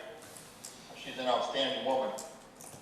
But, let's not forget all the mean, rotten things that have been done to her in the last few years, such as the recall and keeping her from becoming the chairman last year. Everybody's all giggles and laughing tonight and praising her for everything. But let's think back to the things that's been done to her. Such a hard-working woman who's devoted her time to the town of Dayton. She should have never been treated the way she was treated. That's all I have. Okay. Selectman Goulart. Woody, thank you for your comments, but remember what Winston Churchill said. As I said when Rep. Haddad and Senator Pacheco were here, when you enter public life, you got to be prepared to take the slings and arrows. Don't lose sight of what you're working on, what you're trying to accomplish, because sooner or later, you know, people come around and they realize things, and it's not just one instant or one issue that brands you for life. I mean, people in this town have been very supportive, both of me and my late husband, my family. And I again will just say thank you to everybody. The outpouring of the real tragedy that happened to me, okay? And I'm not talking about recall or anything political. But what happened to my family at the end of the year, the response from the people in this town and other communities that I've known across the state really has been remarkable. And I can only say thank you, and I will just state that the most recent number that I heard from the fire chief relative to contributions in my husband's memory to the ambulance account is well in excess of $1,700. That says a great deal. So again, like I say, the slings and arrows are behind me. I've still got a lot to do, and I'm looking forward to doing it. But I thank you, and I thank everybody in this town. I just wanted to respond more in a general manner. I think there are ups and downs. I think there have been times myself when I served with Selectman Taylor, Selectman Cronin, Selectman Goulart, Selectman Pacheco, we disagree. We disagree a lot, right? Mm-hmm. That's part of the job. But I can look you in the eye, Selectman Goulart, and tell you that never, not once when I disagreed with you or signed the recall or didn't vote for you to be chair, I never not respected you. Thank you. Not a single day. And I know what you care about, because I know working with you, after 5 years, you learn a thing about people. And what you care about isn't admiration. It isn't any of that. Titles. You care about respect. Titled, except select man. Of course. Okay. Yep, I understand. Another disagreement, right? Yeah, exactly. Of course. No, but I think, I can't speak for Brett, but I think I'm speaking for Brett as myself, that we've always respected you. We've had disagreements, we've had major disagreements. Mm-hmm. But what I've learned from you is how you treated us after those disagreements. Like I said earlier, I don't want to necessarily repeat it again, but you didn't come up to me after and said, I didn't like what you said, I don't like you signing that recall. You never once mentioned that to me, and that shows me the character that you have. And from that, I've got a lot of respect for you. Mm-hmm. So I wish you were staying on the board, quite honestly. The way that she responds, Selectman Pacheco, Selectman Goulart, the way that you respond when we disagree, I don't know if I've ever told you this, I learned not to take it personally from you, because I said if she doesn't take it personally, I shouldn't take it personally. And then Selectman Pacheco joined the board. He's the exact same way. And that's why, Town of Dayton, this board is able to get things done. Because exactly. We are diverse in our thought, how we approach things, how we react to things, but at the end of the day, we were always committed to work together, because it wasn't whether we liked each other or wanted to hang out and kiki and drink wine together. It was about the work, and it was about putting the people of Dayton first, and that's why I respect you, because you always did that. To quote Michael Corleone, it's not personal, it's business. But I will say this, and then we can move on. Anyone who sits in one of these chairs has got to understand there will be tough times. You won't always get what you want. You will not always prevail. And you'll be publicly, I don't know, criticized, whatever. If you accept and take that oath of office, the only thing you should focus on is serving the people who put you here. Yep. If you're going to be offended and get upset with things and not cooperate, you don't belong in the chair. Mm-hmm. Get elected, take the oath, and do the job that people put you here to do, period. Amen.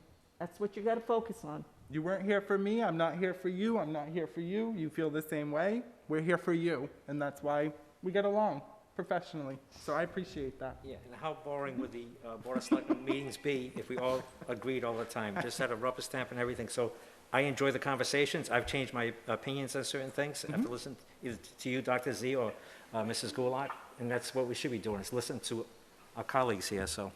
Thank you, sir. And I totally agree. Before we move on, I just wanted to open it up. Is there any further public input? Anybody that didn't get a chance to speak? Yes, please. Yes. Sue Furtado, 616 William Street, North Dayton. So the first thing I'd like to say is this is all making me think of one of my favorite quotes, which is, society grows great when people plant trees under whose shade they'll never sit. And I think public office is often a thankless job. So having your eyes on the prize, that it's about what you leave behind you, I think is important. And I also think that it's serendipitous that historical society grant came about right now, because that too is about leaving things preserved that are important about us. But of course, my real public input today, real time for me to bring that up. What is it, Mrs. Furtado? Is this about the email earlier? You can absolutely, Yes. yeah, absolutely. You have the floor. That now? Okay. Absolutely. So, last year, at the start of COVID, when we thought that it was going to 2 to 4 weeks, we had decided to do an Easter Bunny ride around the town and toss candy to kids, because we had to cancel so many events that we historically held as WAGs, the Animal Rescue. This year we were not planning on doing that, and then I've been contacted by a number of interested parties who would like to see us do something. So I'm proposing that we would do sort of the opposite. The Easter Bunny would come to Town Hall on Saturday, April 3rd, and we would encourage the citizens of the town to drive through and get some candy from the Easter Bunny, or take socially distanced photos, or just wave as they drive by. And so I need the board to approve that. I've already spoken with the Board of Health, but was advised that it stops here, and then if I get approval here, I can then complete the field use form and get permission from the other departments. So that's, I'm asking for permission to have the bunny show up at Town Hall on Saturday, April 3rd. My question for you, Mrs. Furtado, is our plan in talking to Mr. Administrator and Mrs. Brady, our boss, we just, I always say that. We had decided if it was okay with you in terms of the timing of everything, so as not to impede your planning for the event, but I was going to place this on the Tuesday special meeting agenda for next Tuesday. Would that be okay with you? Yeah, that's fine if you think I'd be able to get all the other department approved. So am I correct in stating that the Board of Selectmen need to approve this before I go to the building department, the police, the fire, and the highway? Usually we're the last ones. Yeah, what about Parks and Rec? I would start with them first. Start with Parks and Rec and all those. Usually what happens when someone tries to request use of a field or some sort of town property, Mrs. Furtado, is you check those boxes with the other key stakeholders first, and usually the Board of Selectmen looks and sees that all the boxes have been checked off: fire, police, Parks and Rec, health, etc., and then we take a vote. Okay, so can work that in the meantime, so in case Sure. Tuesday's fine. Absolutely, and those, besides, I'm not sure you'll need a vote by the Board of Health, but maybe the health agent could assist you with that health department portion, so that you're not waiting for another board's vote. Yes, I spoke with Todd today. He said he had no problem signing you off, but told me that I needed to stop with you. No, usually so first of all, I will tell you, I am supportive of this. Obviously, we're not voting. It's not on the agenda. I'm not going to speak for my colleagues. They have their own voices, but this is the type of event that if done safely, if the health department is comfortable with it, that's the type of event that I would definitely okay and be supportive of. Okay, so Tuesday, I come to the meeting again, yes, and propose her? Sure. And what time is it? Okay. 6 p.m. No, it has to be 6. They don't do 5. So, Mrs. Furtado, I missed it. Are you handing something out to the Yes, it would be wrapped candy, just like last year, and the Board of Health advised me that the individual doing the handing out would need to be wearing gloves, so not a problem, because the bunny comes with gloves, and, all of his helpers will be gloved as well. Okay. Well, I would be interested. Dr. Z? Excuse me. I would be interested if you have Almond Joy, and that you allow adults to also Which participate. it takes to request. Yes, well, you probably can't have it because someone has an allergy with peanuts and stuff, I guess. Maybe you can't. But thank you very much. I also am supporting this, and I'd be interested in seeing what the other committee boards say about this, but thank you. Okay. Chief, Dr. Z? yeah, absolutely, sir. You have the floor. Yeah, this is to Sue. Sue, this is the police chief. I got a call late today from a resident that she left a message. She wanted to know if they could do something about going through the town again with the Easter Bunny. So if you want me, I can call you tomorrow and give you the name of the person, you can talk to her, because she's looking, it sounds like they want to do what they did last year, ride around. Right, I did see a post about that on Facebook. I actually reached out to her because she was asking a lot of questions, and I told her I'd be happy to share. You know, what we learned a lot in our experience last year. It's a much bigger town than you think. I never knew there were two Santas. People get really angry if the bunny doesn't go down their street. So you did talk to her. We've connected on Facebook, and someone advised her about the necessary police details, so, maybe she'd like to join us. I can call you tomorrow and talk to you about it. Okay, great, thank you. All right, sir. Thank you. And we'll see you on Tuesday, Mrs. Furtado. I appreciate you. Okay, thank you. And it has to be Tuesday at 6 p.m. We'll send you the information if you want to do Zoom, Mrs. Furtado. If there's... Okay, thank you. You're welcome. If there's no further public input, I don't see anything new in the chat box. Selectman Pacheco, did you want to review the scheduled announcements for us? Sure. There's nobody else in the chat room or no other requests? No, thank you. These are the scheduled announcements. Town Hall and Old Town Hall are closed to the public. All Council on Aging, primetime, and library programs that are currently scheduled at Old Town Hall will be canceled until further notice. The library will still offer curbside service. Payments or any correspondence can be left either in the outside drop box located by the walkway at the entrance to Town Hall or the one in front of Old Town Hall. Payments may also be made by mail and online via the town website, www.dayton-ma.gov.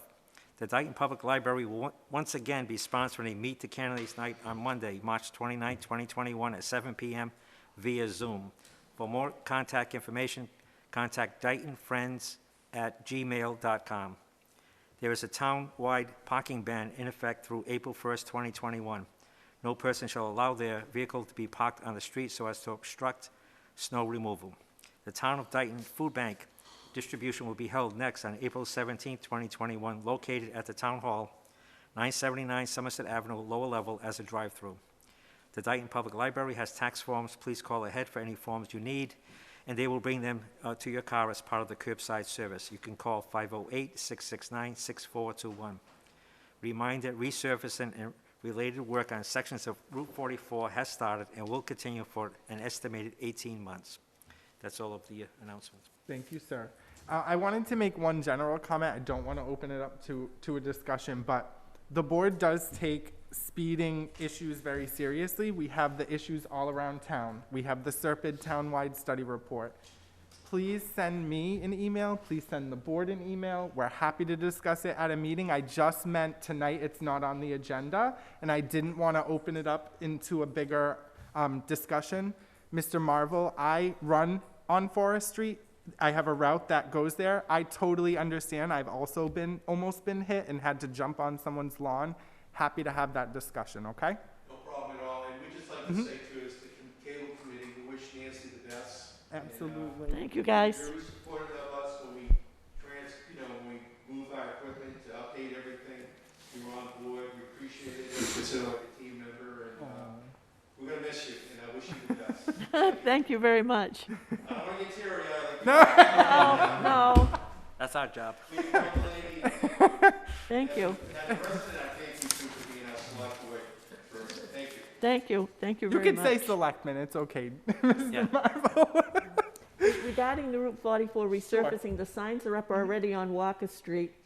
And there were some details out there. They're cutting trees, getting the trees back from the side of the road. So they're out there already. Crazy. I saw they were, I went by and they had started the work, or they were preparing the work, and they were like kind of not detouring traffic, but you had to slow down and they directed Yeah, you. I think so. I saw a sign that said construction zone, speeding fines doubled. Yes, yep. They mean business. Mr. Administrator, sir, I'm trying to get, used to say Madam Administrator, I'm trying to get into it. Mr. You can call me whatever you want, Mr. Chair. You have the floor for your report. Thank you. I just wanted to belatedly hand those out, and I'll get to them in a minute. So under the American Rescue Plan, and then I have to move my screen back here, the features of Zoom.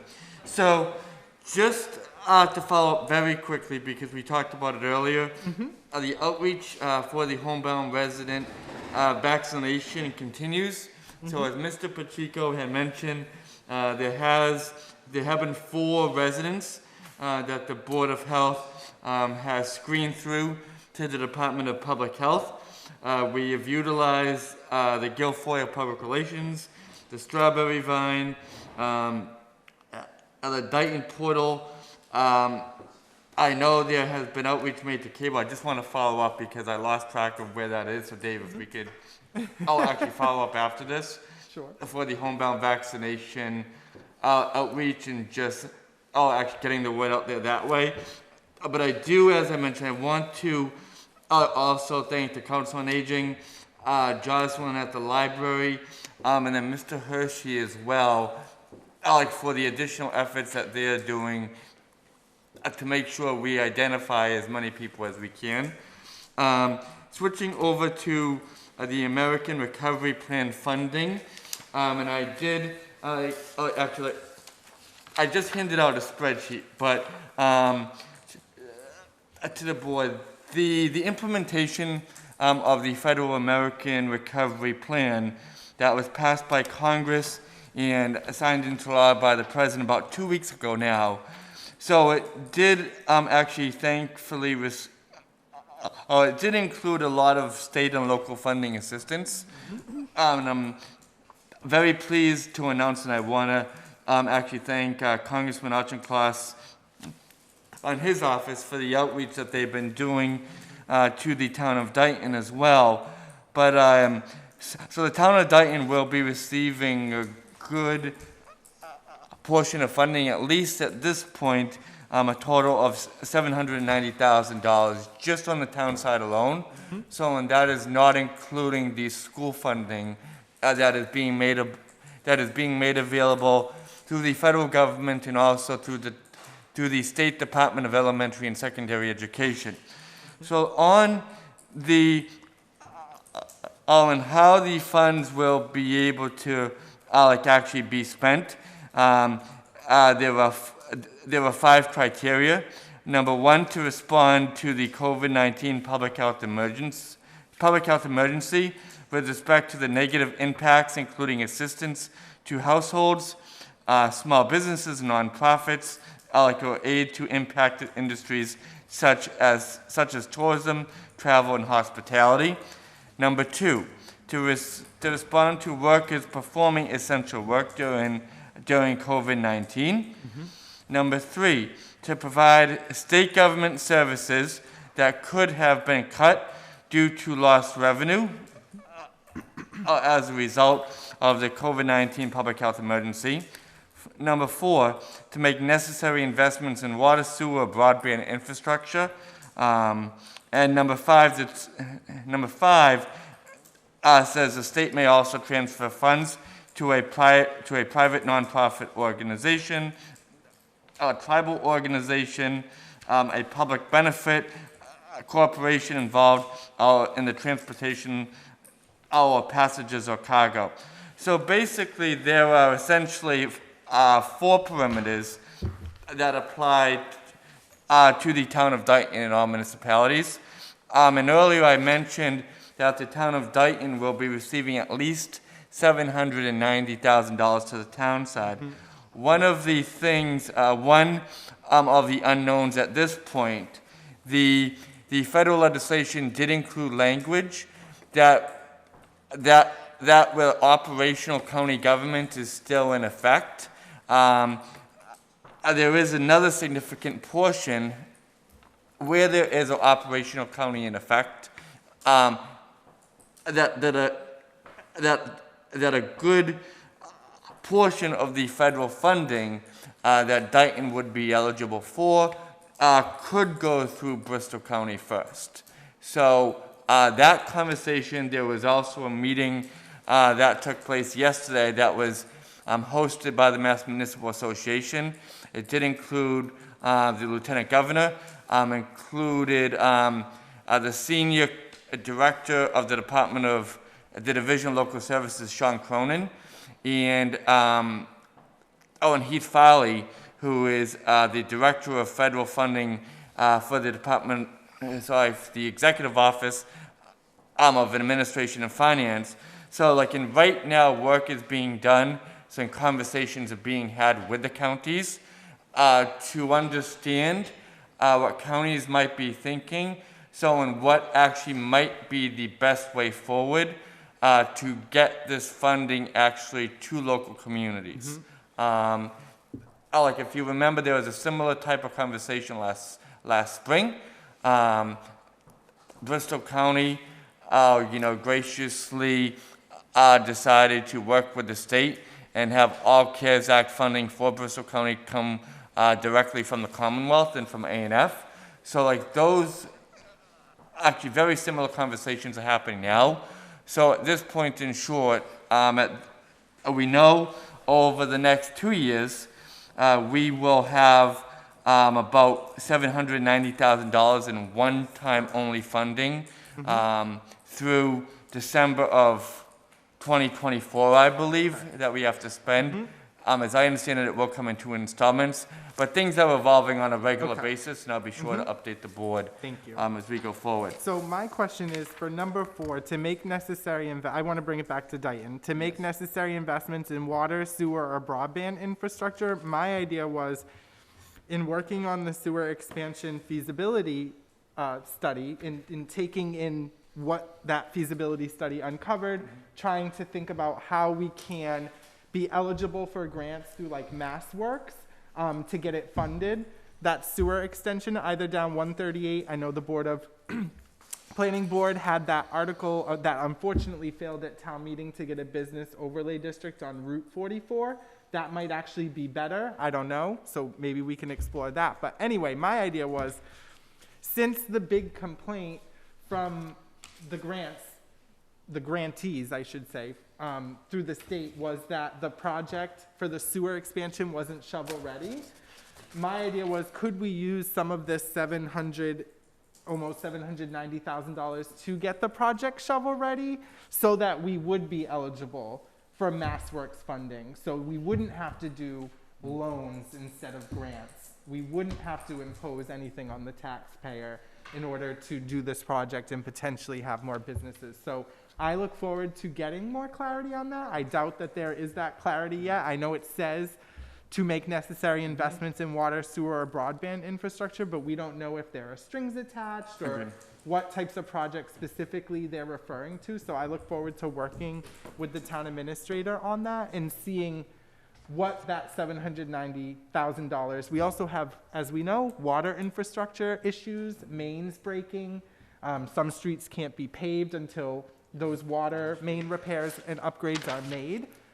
So I think this is really good for the town. I think it can potentially position us to not just recover. I don't want to call it a recovery, because I think we can actually use this money to be better than where we were before the pandemic in terms of being ready for new businesses, not having to have businesses spend $100,000 on installing a septic system. That's prohibitive to a small business owner in terms of starting in the town of Dayton. So the possibilities are great. And I look forward to working with you, Mr. Administrator, and also Woodard and Curran to see what's out there for us in terms of grants. So they sort of breathed new life almost into the project, which had sort of hit a stall. Because once we heard that based on medium income, yada, yada, yada, that we were only eligible essentially for loans, not for grants. So this kind of could potentially change the game. So I look forward to seeing how that evolves. Great. I got a question. Yes. Mr. Mullen, Yes. the $1,545,000 that's listed under county allocation, Yes. does that mean that money is controlled by the county, but it could come to Dayton? Yes. Ooh, that's nice. So even more than the, I'm sorry. See, that's why I said at least. Yes. Okay. Okay. See, I missed that part, see? Sorry, The I need keen- to- The keen ear to my left. Thank you. I say ka-ching, ka-ching on all the columns. We could do sewer and water. Yeah. My other question is, as Dr. Z said, we would need to know how, if any of these funds could be used for water, whether it's for increasing processing capacity at the Dayton Water District plant, or Yes.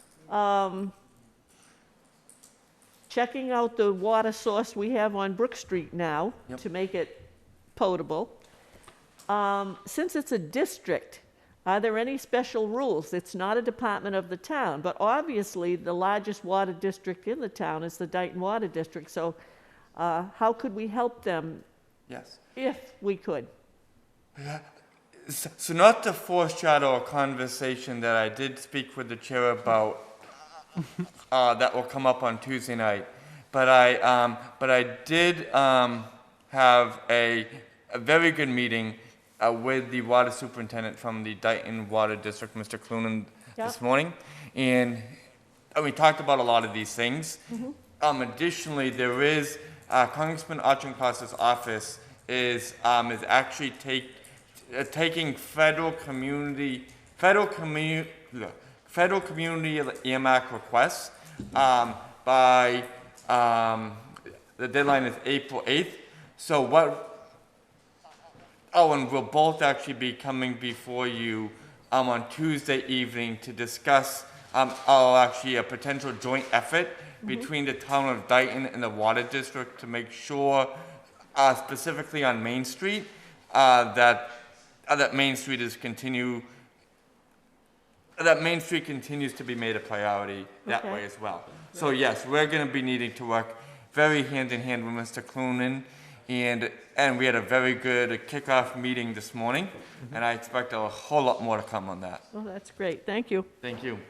Yeah, this is really good news, Mr. Administrator. It's exciting. Thank you. So for the public, the purpose of the, for the public to know, we're not getting a check for $790,000 to reduce the taxes. That No. can't be for that. This is for expenditures that the town may have to do that is related to the, whatever the criteria is that the federal government has. Yes, yes, and that's a really good point, Selectman Pacheco, because this funding though we will, actually, it's envisioned that we'll be getting it in 2 installments over 2 years. So this funding is one-time funding. So to use it to actually address any operational needs, those would be one-time only, and it would create a very large structural deficit in our operating budget if we were to use those for any type of operational needs. Thank you. Thank you. You have the floor, sir. Do you have anything else? I'm sorry. No, I just actually have 2 very more quick things. One, I wanted to actually take a moment to thank the Cable Committee for their continued efforts. We are able to go live because of you all, you lowly paid, underpaid committee. I really appreciate you guys. I tell you that all the time, but I really mean it. For people that don't know Selectman Pacheco, we know this, Selectman Goulart, a lot went into it. You're basically managing an entire project as essentially volunteers. So I really do appreciate your hard work. Your work is really important to us being transparent, not just the Board of Selectmen, but the other boards and committees, that you upload the meetings to YouTube. You're making sure that we're able to go live over here. Other committees like Stormwater look, who wants to watch those meetings? No, just kidding. Hey. But in all seriousness, jokes aside, people are able to follow along with stuff like that if they choose to because of the work that you're doing. So I just really appreciate you. We all appreciate you, and the town and residents, I'm sure, do as well. Thank you very much. Anything else, Selectman Pacheco? No, ditto, I agree. So, did you have anything else? So yeah, just one last thing. I mean, I know it's only been a few weeks, but I just, from the bottom of my heart, I just also would like to thank Selectman Goulart as well for her work for the town. Like the work that we've done together for the last 3 weeks. I know this is, and I hope it's in no way goodbye, because I'm counting on you. But I just really, personally, I want to thank you for your faith in me, the confidence in me, and like I will do for the entire board, I will work every day to make sure that you continue to be proud. So thank you, Ms. Goulart. Thank you, Mike. What he forgot to tell you was Tom Ferry and I took him for a ride last Friday, and he's relieved we brought him back. Thank you. That's all I have, Mr. Chair. Did you want to also touch upon the one-stop? Did you want to go into that as well right now? I mean, Mrs. Brady handed us the stuff. Did you want to maybe summarize and we can have it on a future, maybe just put it on our radar right now? Yes. And we can do it maybe on Tuesday, go into further detail? Yes, I'd be happy to. Like in this really, I mean, I think I'm actually piggybacking on exactly the same issues we were just actually talking about. So the Commonwealth they've combined a lot of grant programs they announced in January, like MassWorks, like the Rural and Small Community Grant Program, a whole host of technical assistance programs. They have combined them into a one-stop portal. It's called a Community One-Stop for Growth portal.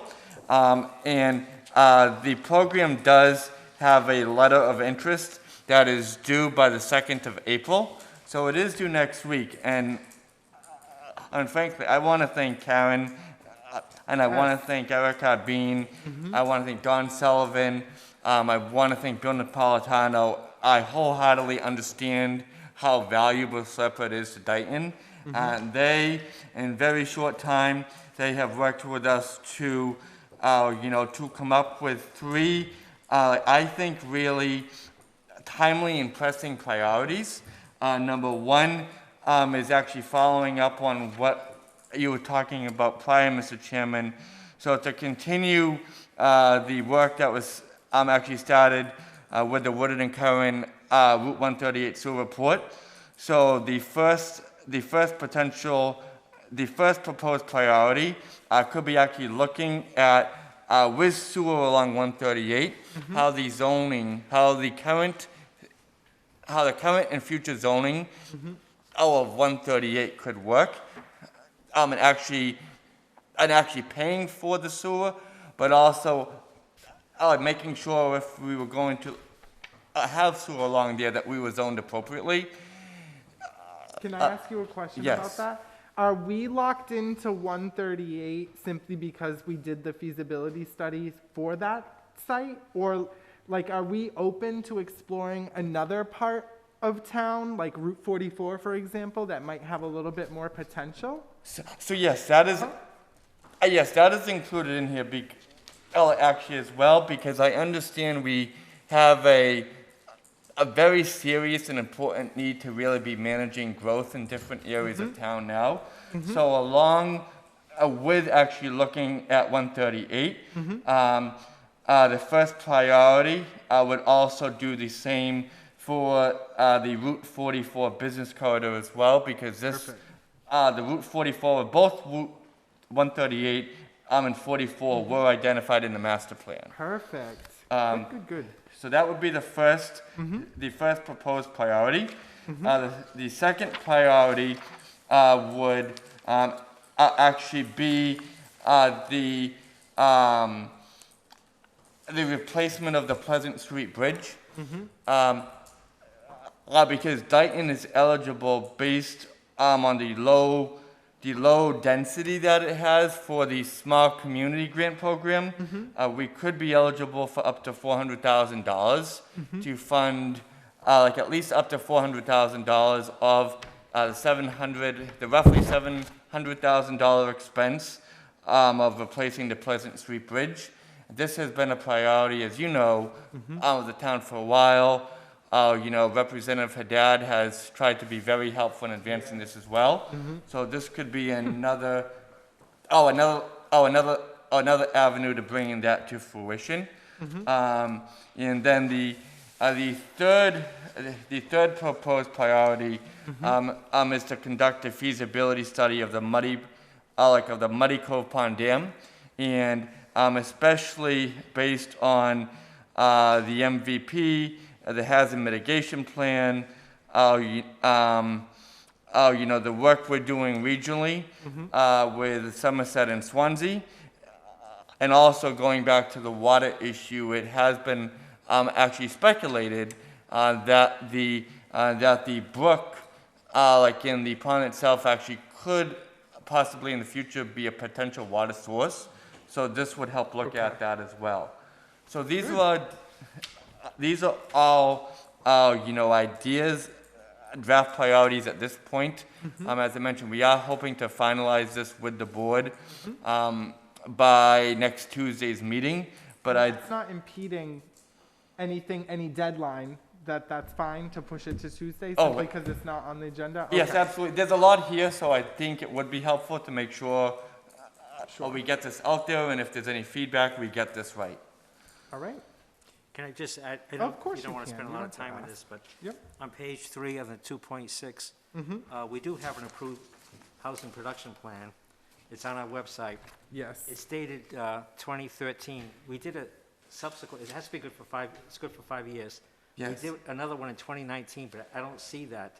So I'm not sure if that one is certified, but I know we have a housing production plan that's been approved. So you want that to be checked off, right? Well, maybe some further research, because it has to be updated every 5 years. I know we did it in 2019, whether it's been certified by the state or, I'm not Yes, sure. and we did have a significant conversation about that with Serped, and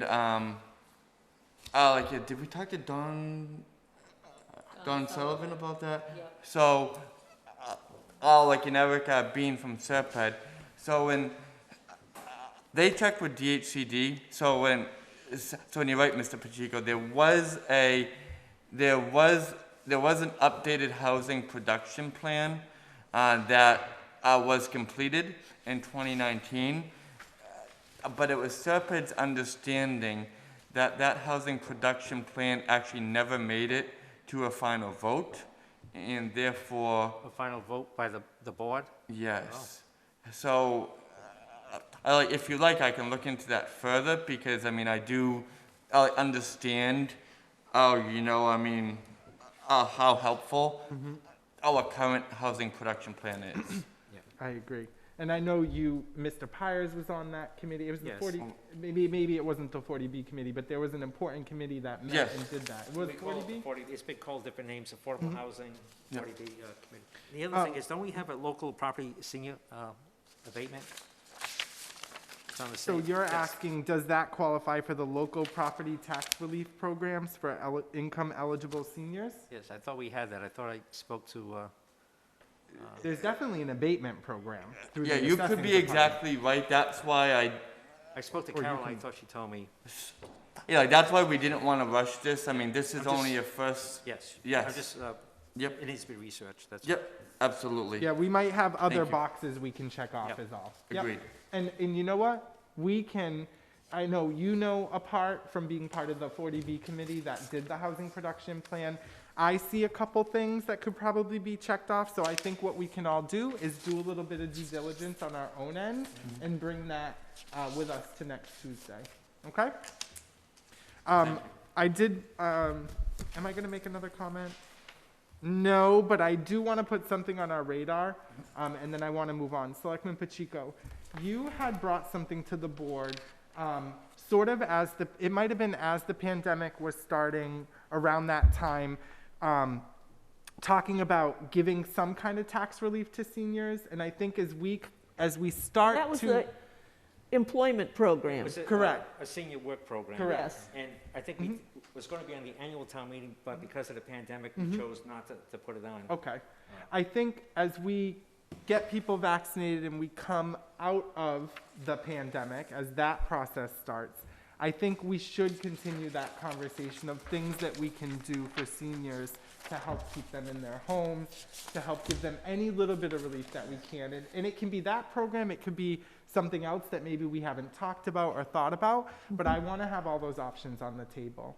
Yeah, I do believe that there is a tax abatement. I think it's $500 for seniors that are eligible. I think for a family of two, it's $40,000 in assets, $30,000 in income, and for a family of one, I think it's $30,000 in assets and $20,000 in income. So I believe we do have that program. It should be increased, quite frankly, from $500 to a higher figure.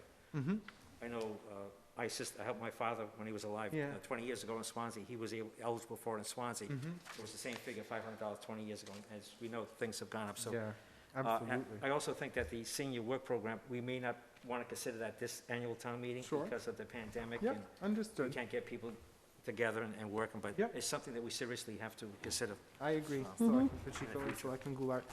Sir, before we move on, did you have anything else under Town Administrator's report? Mr. Chairman, I've had enough, so that's, I've had enough tonight, not enough in general. Thank you. Thank you, sir. With that, I want to move to a continued review of FY22 departmental budgets. If our chiefs have been patient and stayed with us, I appreciate it. The first was, bear with me a moment, because it kind of ties in together. So I want to start, if it's okay, in taking it a little out of order, even though it's not on the agenda, with the fire department, simply because the real thing that was holding us up, I believe, was a question on the full-time billing / administrative assistant salary. I think that can be resolved somewhat quickly with some comments from our town accountant or our chief, Chief McGee. Thank you for being patient too, Mr. Laviolette. You're muted. Does he know he's muted? I can't hear, I don't know who's talking to. No, sorry, I'm talking to Mr. Laviolette. But Chief, my concern with 5115, salary full-time billing / administrative assistant, was that it's a net 4% reduction from last year in both the ambulance and fire. So I just wanted to confirm that the salary figure for that position is correct before we vote.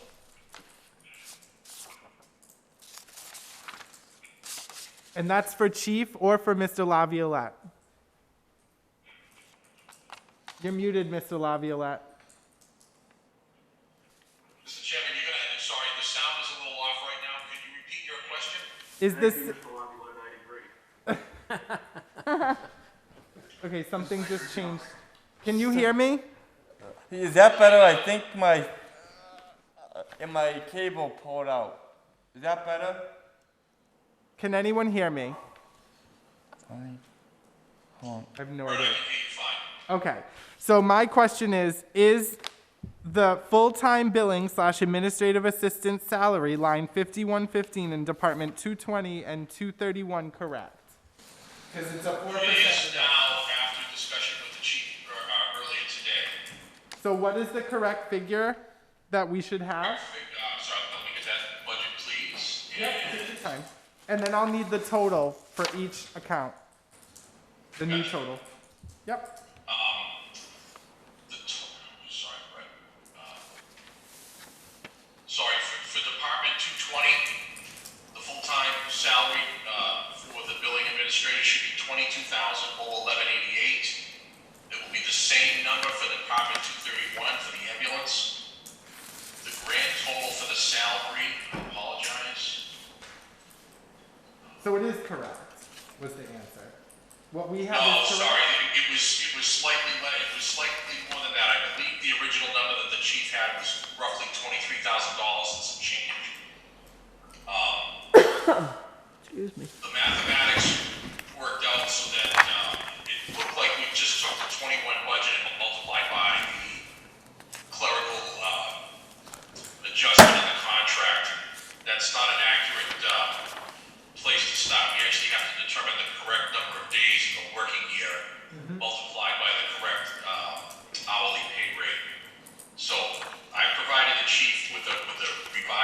calculation for the billing administrator, and we determined that we both agreed that her annual salary for fiscal '22 is going to be $44,023.76. So, again, I just want to confirm before we vote. Sorry, I don't mean to belabor the point. So, just yes or no. In the departmental request in 5115, it should be $22,011.88. That is correct. Okay. And it should be the same number for 231? That is correct. Okay. Chief, I think I understand. We got this squared away. I think the board is ready to vote, unless you have any questions. Nope. Selectman Pacheco, Selectman Goulart? Nope. Okay. Chief, did you have anything you wanted to say? I'm sorry, I didn't mean to cut you off.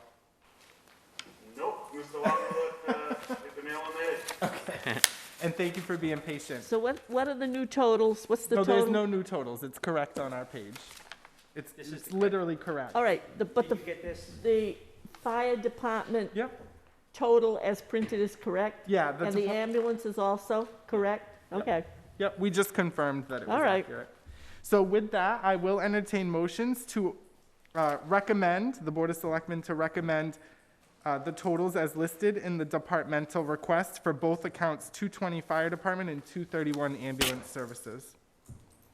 I'll make a motion that we approve the requested budget from the fire department on account number 220. You want the figure, the total amount? If you don't mind. Yes. It's $750,748.60. Second? We have a motion and a second. Anything else under discussion? Hearing none, Selectman Pacheco. Aye. Selectman Goulart. Aye. And Selectman Zagrafos is also an aye.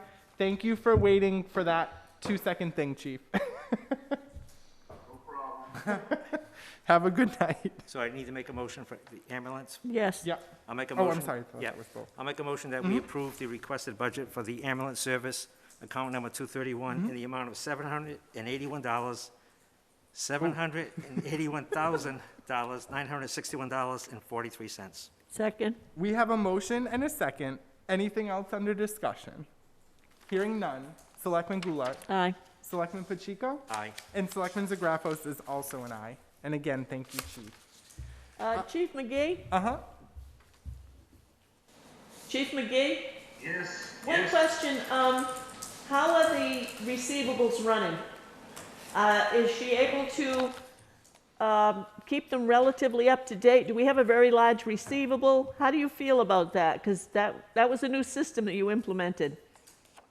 So with the pandemic, we were having trouble getting payables in, but over the last 2 to 3 weeks, we've been catching up on those receivables. So it seems like the insurance company's employees are getting back to work, and we're starting to get our EFTs and checks in more steadily. Okay, as far as the total outstanding, total amount still outstanding, you worked with me when we had to straighten out a mess.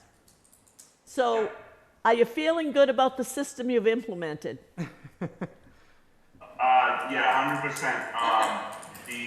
Our receivables are up from what we were receiving from Comstar in the past, so it's definitely beneficial to do what we're doing in-house. That's great. Okay, thank you. Thank you. Thank you, sir. It's a relief. Absolutely. It was a nightmare. And please thank Miss Moss for us, too. Will do. So next on our agenda, under continued review of FY22 department budgets, if it's okay with my colleagues, I do want to entertain a motion to move to 13C, review, discuss, and act police lieutenant job description. I think that conversation needs to happen before we talk about the budget, because there is a figure, a dollar figure attached to that. I mean 13C. Yes, correct, 13C. So I will entertain motions to move out of order, even though it's tied to 11A. I'll make a motion that we go to 13 new business C. Second? We have a motion and a second. Any further discussion? Hearing none. Selectman Goulart. Aye. Selectman Pacheco. Aye. And Selectman Zagrafos is also an aye. Hello, Chief. Thanks for being patient. No problem. Good evening, everybody. Hey, Good Bob. evening, sir. So you have done some due diligence in getting to us a police lieutenant job description. I sort of explained this request and why my personal opinion is this position does need to be refunded, but you weren't in the meeting. So I just wanted to give you the floor if you had anything that you wanted to add about this position. Sure, thank you. Okay, the reason I'm looking into this lieutenant position is that right now, it's me, the chief, and then I have two sergeants right now. We just lost our sergeant due to retirement. I'm looking for a lieutenant to be in a non-union position. Right now, if I have an issue in the department with, let's say, an officer, reserve, a patrolman, I'm the guy who has to deal with it. My sergeants, I can sit with my sergeants and explain to them that, this is what happened. They can't reprimand, they can't do any of that, because they are in the union with the patrolman right now. And right now, the two sergeants, it's tough for them, and I understand that point. They can't back me, but they wanna, but they can't go against a patrolman because they're all in that same union. If the sergeants were in a different union from a patrolman's union, that would be different. But right now, the police chief in this department is by himself, and he has not gonna say no backing, but if there was a lieutenant in this position, it would be a big plus for me or the next chief that's in here. I think it's long overdue that we put a lieutenant in here. I know years and years ago, I'm talking probably the late 90s, early 2000, you can correct me if I'm wrong, we did have a lieutenant. That lieutenant ended up, he retired, and we never replaced a lieutenant for the department. So I think, I don't know if you guys looked at the job description, but there's things in there where, he's not gonna be in the union. There's things that, his responsibilities, he should have a job description like patrolmen have a job description, the police chief has a job description. So I come up with something, basically what he needs to require. I don't know if everybody viewed that yet, but I'm looking to do this, and I'd like to do it before the new year, the July 1st. I have money in the budget. There are things that we need to do for this. We need to have, I think he should have a contract. That's my opinion on that. I don't know how the Board of Selectmen feel. I did do a contract up, put something together with it.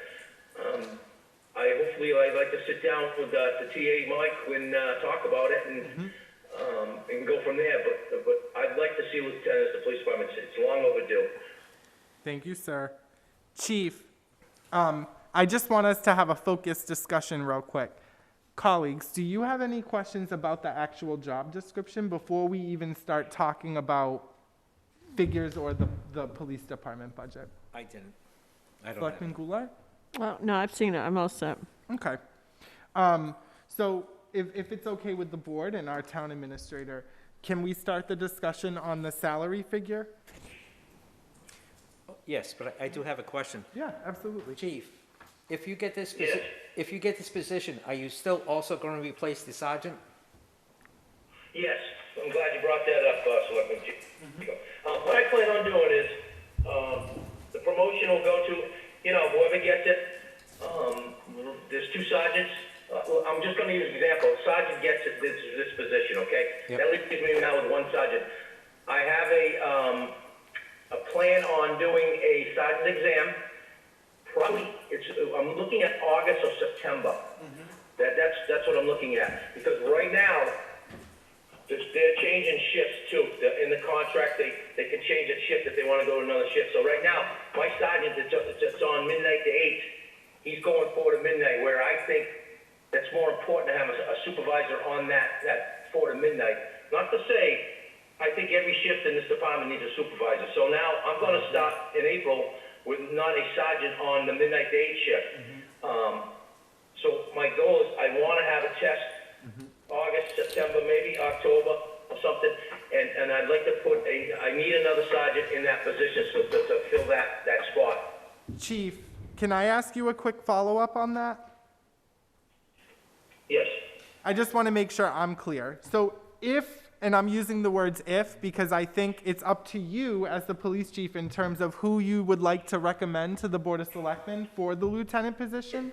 So my question is, if you do end up recommending one of your current sergeants to become the lieutenant, will you be filling both sergeant vacancies in that August, September sergeant's exam, with that exam?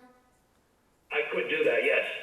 Is that your... What will happen is, Mhm. I'm sorry, Dr. Singh. I'm looking at this lieutenant to be, basically he's gonna be 24/7, like the chief in this department. He will basically be on days. I think the lieutenant should be on day shift mostly because it's the most important shift. That's where he'll get a lot of work done. If he needs to come into work at 4 to midnight or different hours, he can do that. I'd like to have another sergeant on, like, fill that gap of midnight day and have a sergeant on 8 to 4 also. So yes, I could fill 2 positions because if I do take someone from that sergeant spot, that's going to leave with only 1 sergeant. We need 2. We basically run with 3, right? We usually have 3 in the department. Yeah. No, I totally agree. And Chief, I just want to really bring this home in terms of what you're talking about. So I support this, A, for the reason of you talking about you really need a second in command who's non-union to assist in the daily management of like the other officers, etc. But I also think the other important point is the need to have someone in a supervisory capacity on that 3rd shift, which isn't happening now. And I think it's really important to have a supervisor on that 3rd shift. You haven't had the man/woman power for that. So that's why I'm going to support this, to make sure that you have the personnel resources that you need to have every shift be staffed with a supervisor. Right. So what I've been doing, and and whoever the next chief is, let's say I take a vacation, and now who's in charge? What I've been doing is basically putting in all 3 sergeants in charge of their own shift to the officers, like the patrolmen. So if there's an issue on a daytime, they would go to the day sergeant. There's an issue on 4 to midnight, they go to the 4 to midnight sergeant. So having a lieutenant is going to help out. So that way, okay, who's in charge? Chief's not there, the lieutenant is. Any further questions before we start discussing maybe specifics on the numbers? I guess my next question is, and I want a realistic answer to this. Is it possible that the lieutenant could supervise on the 1st shift and the other 2 sergeants do the 2nd and 3rd shift? Is that reasonable? And my concern is that from fiscal year 2019 to now, the police budget has gone up $500,000, and that's not going to be sustainable if we continue at that growth. So is that a possibility? I know the town is growing. We need more police. I just want to know if is it possible that we have the lieutenant with 2 sergeants versus the lieutenant with 3 sergeants? Chief? So now what you're saying, Selectman Chico, is if we could run with lieutenant and then 2 sergeants, is that what you're saying? Yes.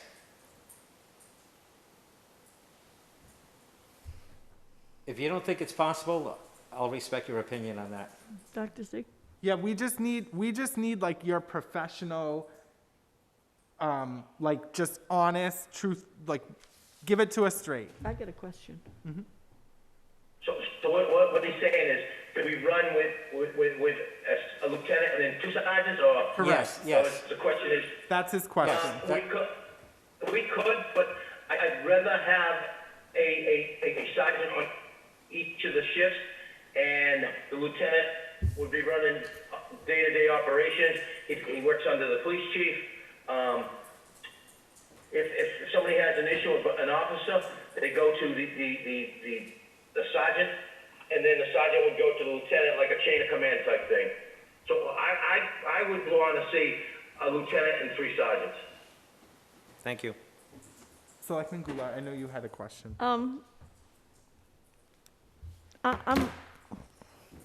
I gotta take this off for a minute. I'm looking at this from a management standpoint only. So you have somebody at the top, that's the chief. And then the next level of management is, I would call a supervisor, which in this case would be a lieutenant. And under that, the next layer of management would be sergeants, okay? 3 sergeants, which I would support. My concern is that if, and Chief, I'm talking now, I expect you to correct me if I'm wrong here. Isn't one of the sergeants, the one on the first shift, is that the court officer? Yes, right now, the code officer right now is the sergeant, So, and he's on,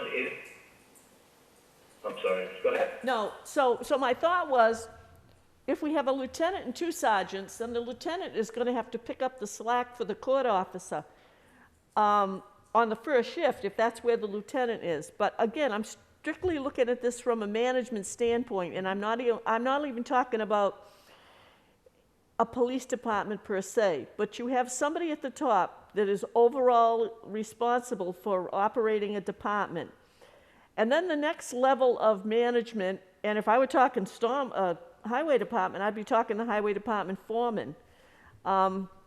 So in this case, it would be a lieutenant or somebody with that title. And then you reach the 3rd level, which is you have a person in charge of each shift. So that's what I'm looking at as a management example, and that's what I'm supporting. Is that what you visualize? Because again, I'm remembering that somebody has to go to be at the court when there are cases coming up. Mm-hmm. Yes, I would not have this lieutenant be a court officer. He would not go to court. That would be his job. That would be a sergeant that would handle court law. This court officer does go for bid in the union, so anybody can bid for the court officer's job, and then it's up to me who I feel that's the best fit for that position that could do that job. So as far as a lieutenant going to court, I wouldn't have to do that job. It would be a sergeant or a patrolman that would do it. Okay. Thank you, Chief. Board, now let's talk about the actual figure. Let's talk about the budget. And then we can make our decision, like if we want to, if we're okay with the salary, do we want to act on the job description and the salary and then the whole budget? So I'm picturing a 3-level thing here. So the range, according to our chief, and I am going to throw it to you if you'd like, Chief, is $95,683.97 through $99,053.13, and $97,368.55 is the mean at 44.5%. I guess my question for my colleagues is, if we were, I'm using the words if as a hypothetical, if we were to support this job description as presented and then think about a salary, where do we want to start? And I just want us to also keep in mind that it is possible that one of the sergeants might be elevated to lieutenant, and then you have to make it financially lucrative. That's probably not the best word, but I think you know what I mean. Yep. You have to have some sort of a financial incentive for that person to step up that ladder. So where do we want to start? Will this person be allowed to take any details? I believe so. Chief? Yes, Selectman Goulart, they can work details. That's something we do need to discuss about if we do a contract, what they can work, not work. But the lieutenant could work the details. And how that would work is, me and not in the union, it would go through union members first. And if nobody took the detail from the guys that are in that union, then the lieutenant would get the opportunity. If he wanted to work the detail, he could. Okay. My only concern is that as a sergeant or a patrolman, especially when we've had a lot of construction, it gives them an opportunity to pick up those details, which means it could be a substantial amount of income. And I wouldn't want anybody to take a cut in income to become a lieutenant. Chief, do you remember when we spoke specifically about that with the town administrator? Yes. Yeah, that was also my concern. Yeah, okay. But as far as the salary range now, I'm sorry, Doug, I just wanted to tell you this. Now, if you looked at those figures, you've got to remember, if somebody, I'm going to use two sergeants that I have. If somebody has education, it's going to be more on that figure. Because he has an education. Yes. Depends who it is. Yep. You know, so that could make that number go higher. Yes, it's not inclusive of an education incentive. This is only the base. Yeah, correct.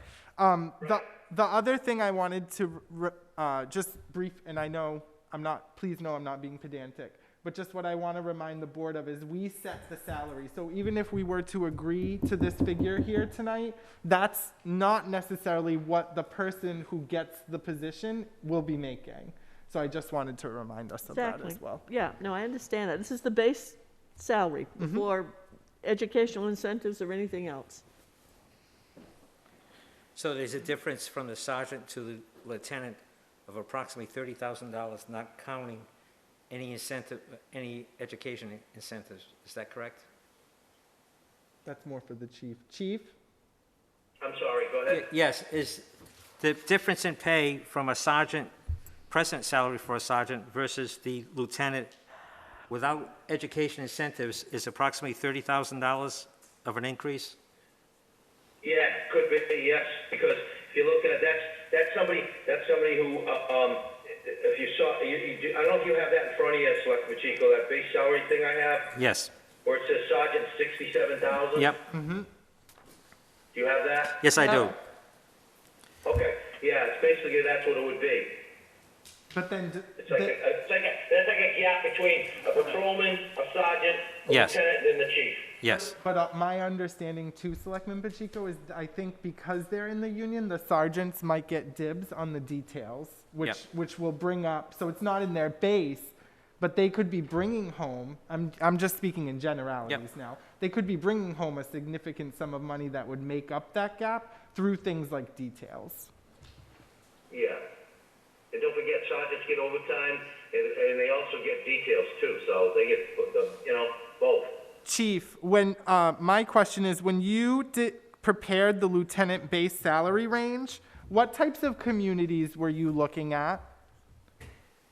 I didn't look at cities. I didn't do that. I kind of looked at like Somerset, Swansea type, Rehoboth, and Berkeley doesn't have it, so I didn't. But those towns around us in that area, I kind of looked at see what a lieutenant was making. Thank you, and a sir. sergeant was making. Thank you, Chief. Board, do you have any other questions regarding 5109? No. Are all, Chief, when you did your research in other communities, do any of those communities allow their lieutenants to be in the union? No. I think they have their own union because there are a lot of departments have more than one lieutenant. I know Rehoboth has one. He's not in the union. He's basically the second in charge, second in command, and he's not in the union because we can't put, like I said, for this department, you got the chief I'm going to say by himself. He doesn't have any if anything happens within the department with the officers in here, and the sergeants really can't reprimand or they can't do anything to a patrolman, like I said earlier, because, and I understand them too, because they want to back me, but they really not say they can't, but they're in a union with this patrolman's union, and they can't do anything. So this is why I'm looking in our department to not to be a union member. Yeah. No, I understand that, Chief. But I think he should have a contract. I'm gonna say that. I think a lieutenant here should have a contract if someone takes this position. Do you have I feel like you had a question. or something else? Yeah, no, the only reason I asked that is because I know a neighboring town had somebody as an acting chief for a number of years, and the reason why he wouldn't take the chief's job, even though they wanted him to, was they had to iron out some things. And finally, they were able to iron out some things, and he did leave the union and is the current chief. So I also know the larger departments have different levels, like they'll have a, similar to what teachers have, where they have bargaining group A and bargaining group B. And the A would be, for example, in a school department would be the teachers, and B would be the administrators that have to have oversight of those people. But those would really be big departments. So I was just wondering what you found out when you looked around. Okay. Chief, not to belabor the point, I want to kind of break us into a bigger conversation. So to Selectman Pacheco's point, is there anywhere else in 210, I'm sorry, the numbers are blurry on my page, in the police department budget, is there anywhere else where we could potentially reduce a little bit to offset? And I guess my specific question to you is there any way to reduce some of the overtime numbers or some of the benefits, vacation, sick buyback numbers to try to offset the increase? Yeah, the overtime, I don't want to touch that due to, they're going to be negotiating a new contract, so I don't know what's going to happen with that. So I want to stay at that figure where I think I had it last year, the same as last year. I'm going to leave it the way it is for this year's budget. As far as the buyback, if you looked at it, I know I presented a budget the first time, and I put in there, if you can see, $54,968. I went down and looked at it, and I went to $41,781. I know it's not a lot, but the thing with the buyback thing is, I'm looking at in the contract, every officer can buy back a week vacation. Not to say they will, but you never know. And then you look at the $20,000 if someone retires. And I know that I had this conversation with the town administrator before, Mallory, that do you know if someone's going to retire? And my answer to that is, I don't know that, but what happens if someone does? I guess my concern is, nope, Chief, I totally get it. So my two questions are, I totally understand not wanting to reduce the overtime, but as we staff positions and we have 3 sergeants, potentially a lieutenant, we're going to fill the patrolman vacancy that there's been. Why can't we reduce it at all? And I'm not asking that in like a, I'm sort of asking it open-ended to you. So how it works now is, if a sergeant takes a day off, the sergeants have a right to bid for that shift first. If a sergeant doesn't take it, it goes to a patrolman. Same thing with a patrolman. A patrolman takes a day off, patrolman have a right to bid for that overtime. If a patrolman doesn't, it goes to a sergeant has a right to bid on it.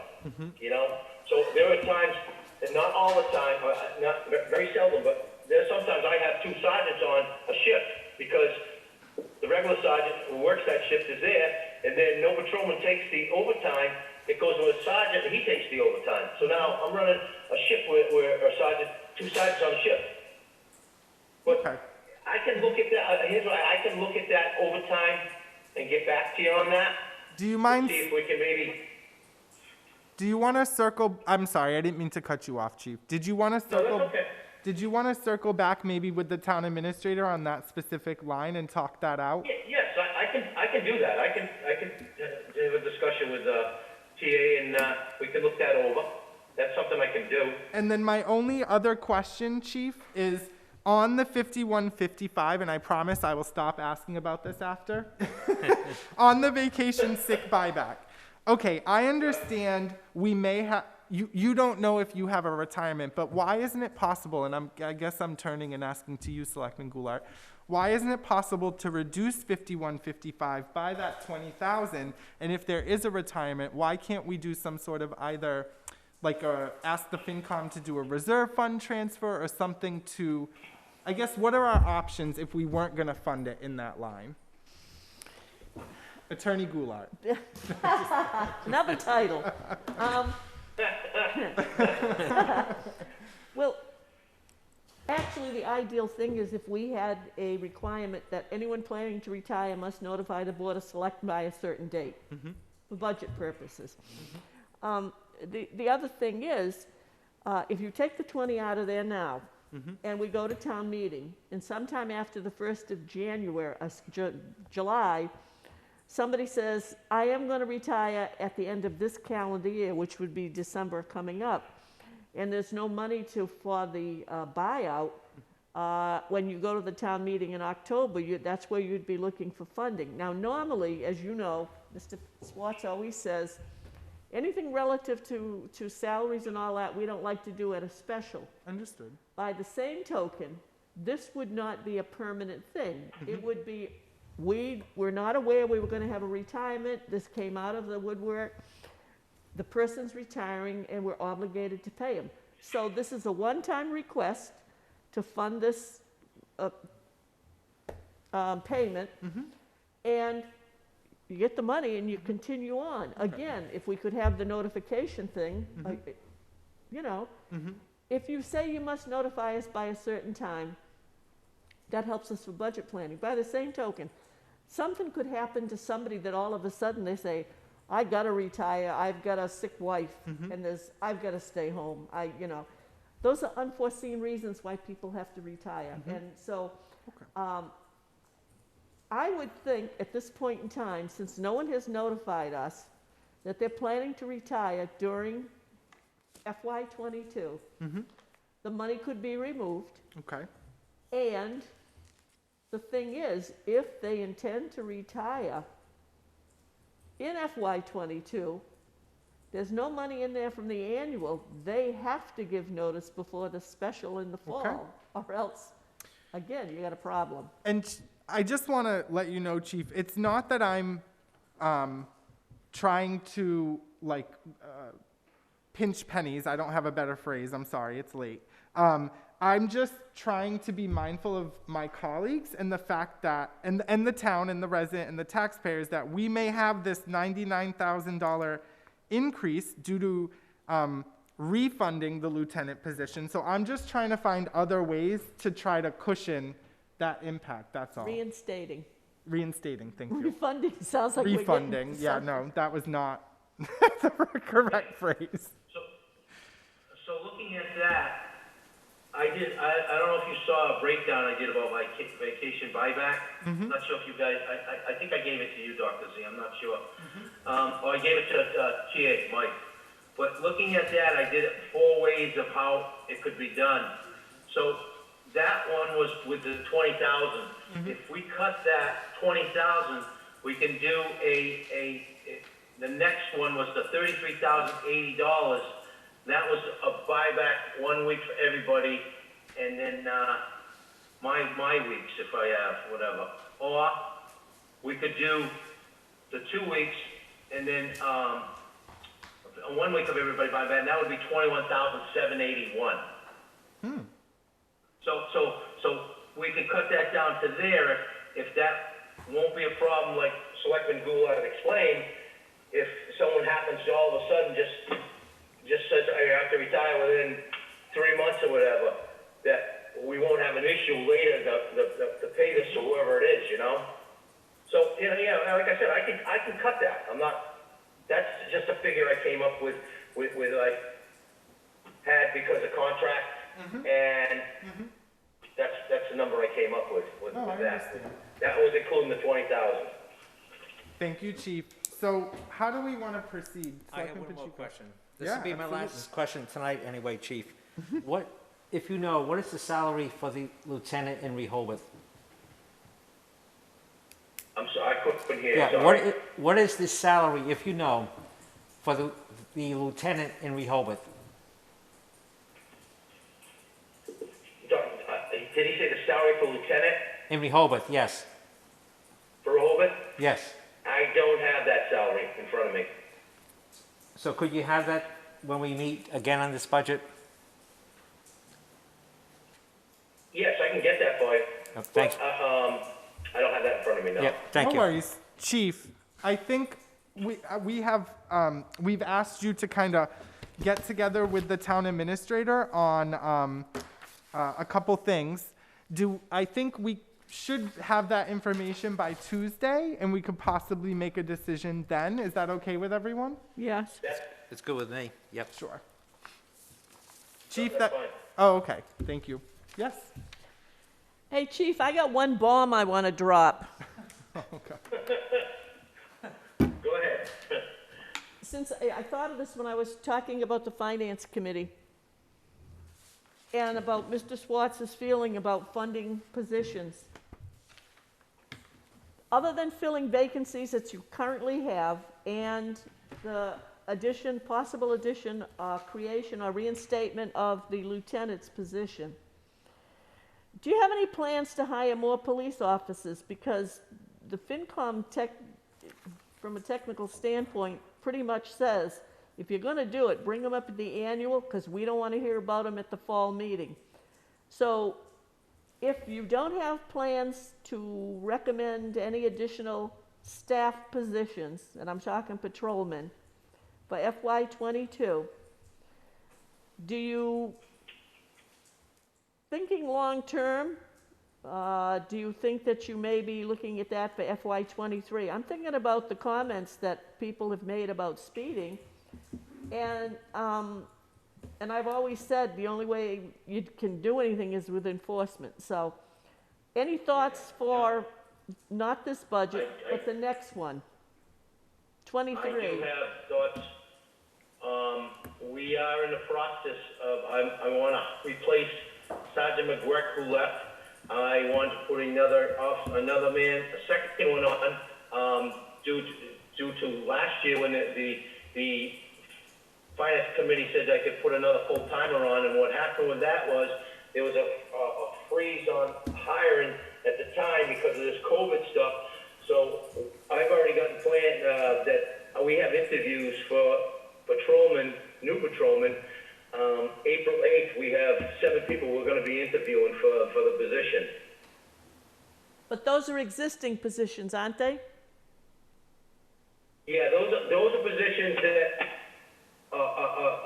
was there from last year. What you're saying is, it's Sergeant McGurk going, and then another spot, another patrolman. Okay, but what I'm saying to you is, and I think your answer right now is, you're only looking at existing vacancies. What I'm saying to you is, for FY23, I think you need to be looking at adding positions in the patrolman area.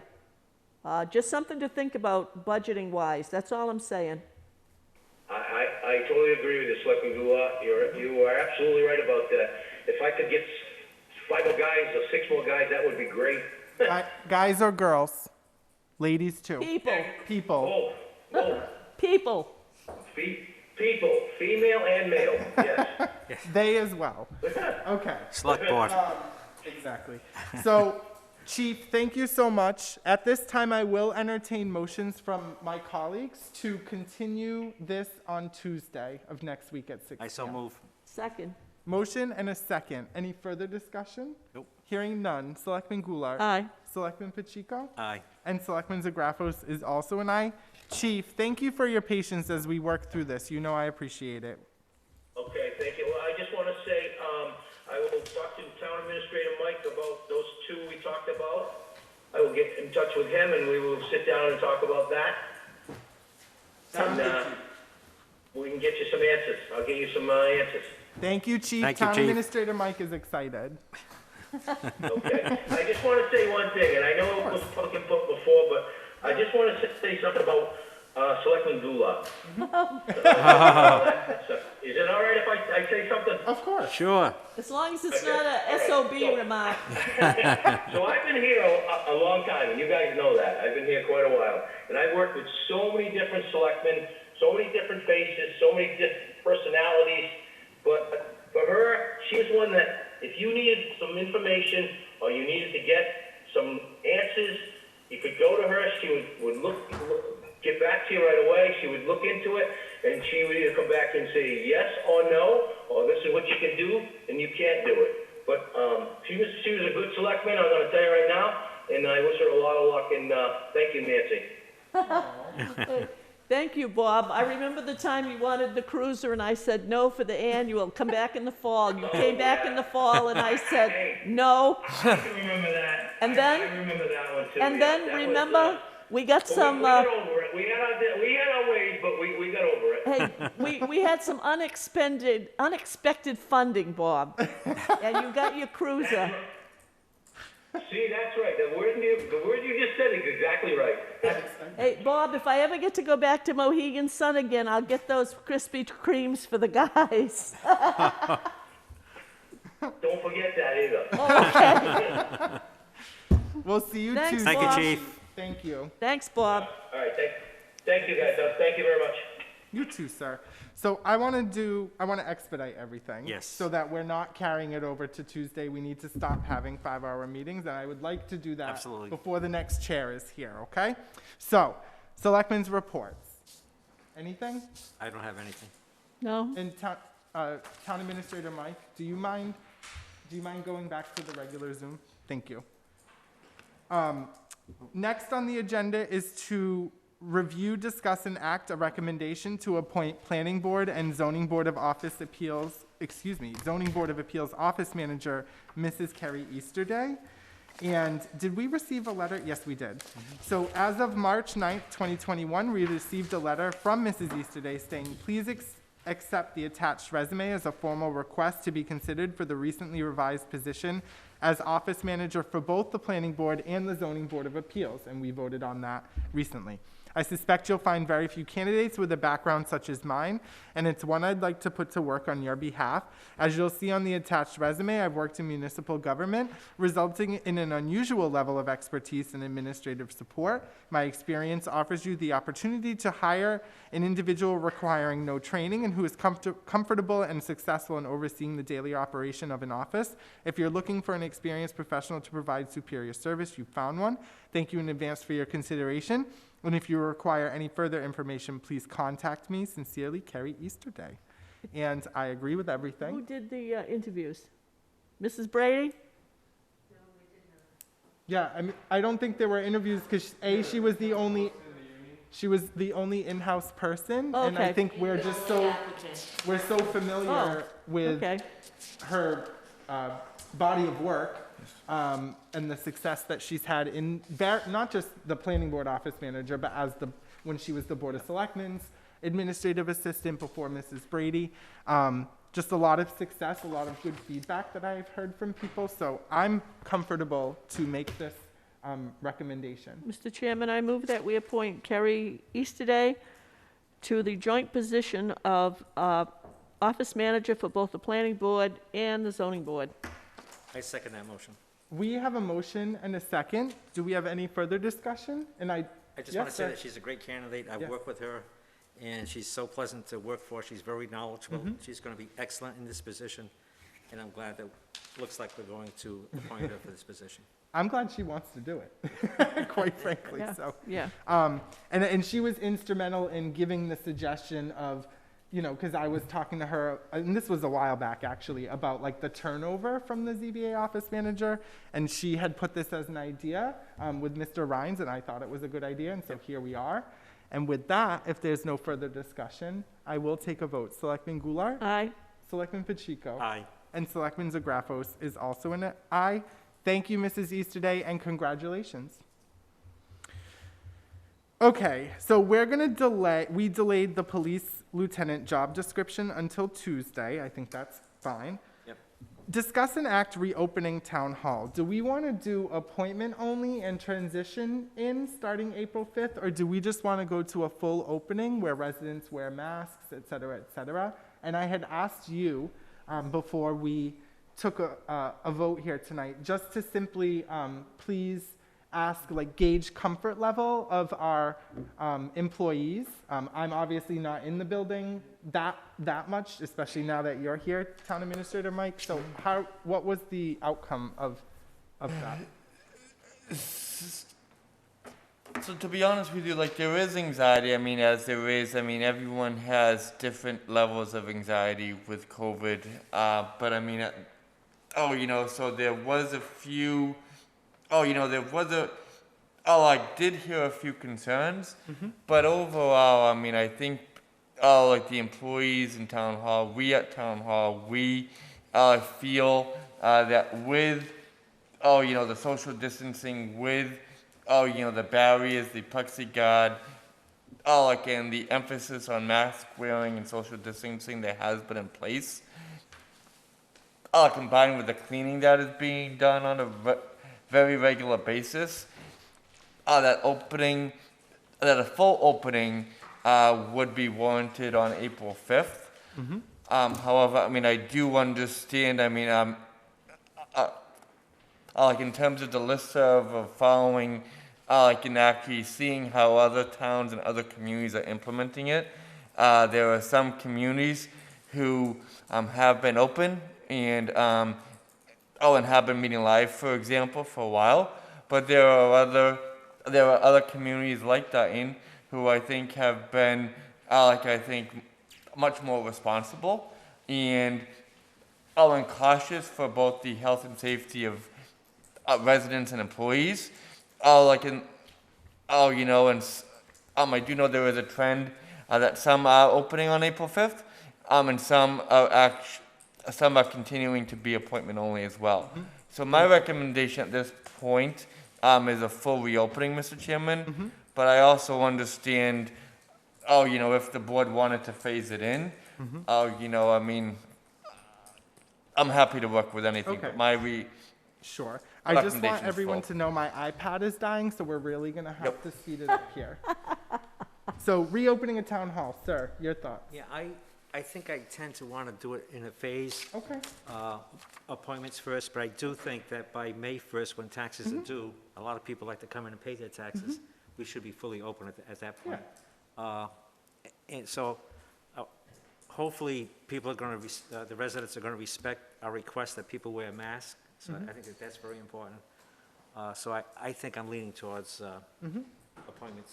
And that's what we did before. I think we did it for 2 or 3. There was a couple weeks, and then that was it. And then Yeah, we I'm were. not saying it's It was the permanent thing. summertime. It could be a couple of weeks. Okay. Selectman Goulart? From a construction standpoint, a phased reopening is fine with me. My concern about April the 5th is the construction going to be done? Because we don't want people in there with construction going on. So the invasive construction, according to the building commissioner, will be done. So, but the construction on the first floor in total, will not be done. What actually Mr. Aguirre is doing is putting up a construction wall. So he continue on, in the new treasurer's only office, and to be able to redo that larger counter window space. But Okay. he's gonna do all of that, and and his crew are gonna do all that behind the construction wall. Okay. Since, I know we're trying to speed things up, but since construction has been mentioned, Yep. I think it's important that the building commissioner speaks with the ADA coordinator as he does this construction. It's my understanding he hasn't done that yet, but there was a request when he first talked about doing the reconstruction that he would have contact with the ADA coordinator just to make sure we're doing everything correct, and that hasn't happened, so. I'll make sure that gets done. Yep, thank you. Thank you. It's important we do that soon because I think there were ADA compliant counters that needed, and there's other stuff. There's other stuff, I'm giving one example, Yes. but yeah, that's important as well. So I will entertain motions if the board is so amenable to pursuant to reopening town hall in a phased manner, starting with appointment only. I'll make a motion that we open up town hall with appointment only starting on April 5th. Residents people have to wear masks. And then on April 19th, we fully open the building. Second. We have a motion and a second. Any further discussion? Hearing none. Selectman Goulart? Aye. Selectman Pacheco? Aye. And Selectman Zagrafos is also an aye. Under proposed dates for the annual town meeting, typically we've done the first Monday in June, so just starting from that standpoint, I have Monday, June 7th, and usually we do the special at 6 p.m., and the annual town meeting is at 7 p.m. So is that what the board would like to continue with? Yes, I would. Okay. Mr. Chairman, I make a motion, we set the date for the annual town meeting on Monday, Monday, June the 7th, 2021, at Dayton Rehoboth Regional High School Auditorium with a, if needed, a special town meeting commencing at 6 p.m. and the annual town meeting commencing at 7 p.m. I'll second that motion. We have a motion and a second. Any further discussion? Hearing none. Selectman Goulart. Aye. Selectman Pacheco. Aye. And Selectman Zagrafos is also an aye. Now let's discuss the schedule for the town meeting warrant. We have deadline dates as follows, just so the public is following along. Open town meeting warrant would open March 24th, 2021, this evening. It would close on April 22nd, 2021. We would review the town meeting warrant as a board April 28th, 2021. We would sign the town meeting warrant by May 12th, 2021, and we would post the warrant by May 23rd, 2021, which would also allow us time to mail them all to every home. I so move. Second. We have a motion and a second. Any further discussion? And thank you to the administrative team for preparing this amazing schedule. Hearing no further discussion, Selectman Goulart. Aye. Selectman Pacheco. Aye. And Selectman Zagrafos is also an aye. Next on the agenda this evening is the one-stop portal letter of intent. Town Administrator Mike, I don't know if we did this Yes. on the Town Administrator's report. Did you have anything else under this? No, but we did discuss that it would be continued, and final review would be given on Tuesday night, Mr. Chair. Okay. And that sounds good to me. Yep. All right. So next is review, discuss, and act Brook Street license agreement. I know this is your baby. Okay, Selectman Goulart. so, yeah, I did not hear from my contact person at Grasshopper by 1 o'clock, which was the deadline I gave him today, because I told him I had to have that back so that I could review it. And if they made further changes, it had to go back to town council. So I did not get anything from him. I sent an email to him telling him we have scheduled a special meeting for the 30th, and he's got a few more days, but I still need to get it if they make changes. So, nothing to act on tonight. Okay. When it comes back, I want a clean copy that we can look at and understand so that we can vote and approve it and put it behind us. Do you want to take this under advisement? Yes, and I will have a further report. So, Mr. Chairman, I'll make a motion that we take the license agreement under advisement and that it be on the agenda for the March 30th meeting. I'll second that motion. We have a motion and a second. Any further discussion?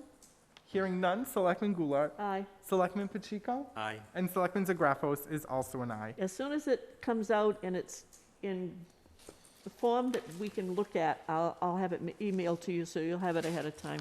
Thank you. And thank you for your work on this. Okay. Next, and I did skip this, I put this with the warrant for the annual town meeting. It's really the annual town election, so I just want to read it as is. Town of Dayton, Commonwealth of Massachusetts, Bristol, SS. To either of the constables of the town of Dayton, County of Bristol, greeting. In the name of the Commonwealth of Massachusetts, you are hereby directed to notify the inhabitants of the town of Dayton qualified to vote in elections to meet at the Dayton Elementary School for both precincts 1 and 2 on Saturday, the 10th of April, 2021 at 7 a.m., then and there, to elect by ballot the following officers. Selectmen for 3 years, Town Moderator for 1 year, Assessor for 3 years, 2 members of the Dayton Rehoboth Regional School District Committee members for 3 years, Planning Board member for 5 years, Public Library Trustee for 3 years, Parks and Recreation Commissioner for 3 years, Sewer Commissioner for 3 years, Housing Authority member for 5 years, and Tree Warden for 3 years. I do want to read the ballot questions. Question 1. Shall the town vote to have its elected treasurer/collector become an appointed treasurer/collector in accordance with Massachusetts General Laws, Chapter 41, Section 1B, as it appears below? Any office or board, except the Board of Selectmen and the School Committee, elected under the provisions of Section 1, may become an appointed position or board by a majority vote of the annual or special town meeting and acceptance by the voters of the town at the annual town elections, provided, however, that any vote by a special town meeting taken under the provisions of this section shall take place at least 60 days prior to the acceptance of the voters at the annual town election. For purposes of this section, the positions of town treasurer and collector of taxes, elected pursuant to Section 1, may be combined into one position and become an appointed position in the manner provided in this section. Such acceptance by the voters shall be in the form of the following question to be placed on the official ballot. Shall the town vote to have its elected treasurer/collector become an appointed treasurer/collector of the town? If a majority of votes cast in answer to said question is in the affirmative, said office or board shall become appointed in accordance with the provisions of this section.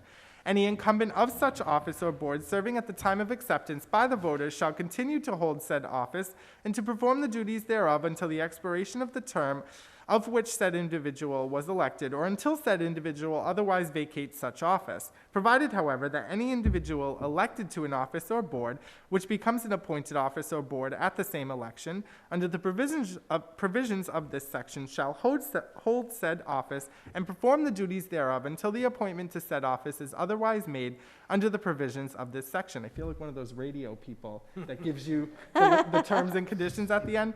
Such appointment shall be made by the Board of Selectmen for a term not to exceed 3 years, unless such mode of appointment or term is otherwise provided by law. Question 2. Shall an act by the General Court in the year 2020 entitled an act changing the name of the Board of Selectmen in the Town of Dayton to Select Board be accepted? Summary of the act. This act authorizes a change in the name of the board presently known as the Board of Selectmen to the Select Board if approved by a majority of voters of the Town of Dayton. A yes vote by a majority of voters will result in the Board of Selectmen being renamed the Select Board. A no vote by a majority of voters will result in the Board of Selectmen retaining its present name. Approval of this act by a majority of voters will only change the name of the board. It will not change the duties or responsibilities of the board or its members. For this purpose, the polls will be opened at 7 a.m. and shall close at 5 p.m., and you are directed to serve this warrant by posting attested copies thereof at each of the post offices at the town hall and at the main fire station, all in said Dayton, 7 days at least before the time of said meeting. Hereof fail not, and make due return of this warrant, with your doing thereon, to the town clerk at the time and place of said meeting, given under our hands this 24th day of March, in the year 2021, and then it will be signed by the Board of Selectmen, hopefully, attested by the town clerk, Mr. Pacheco, and posted as directed by a constable and dated. And with that, I will entertain motions pursuant to the warrant for the upcoming annual town election.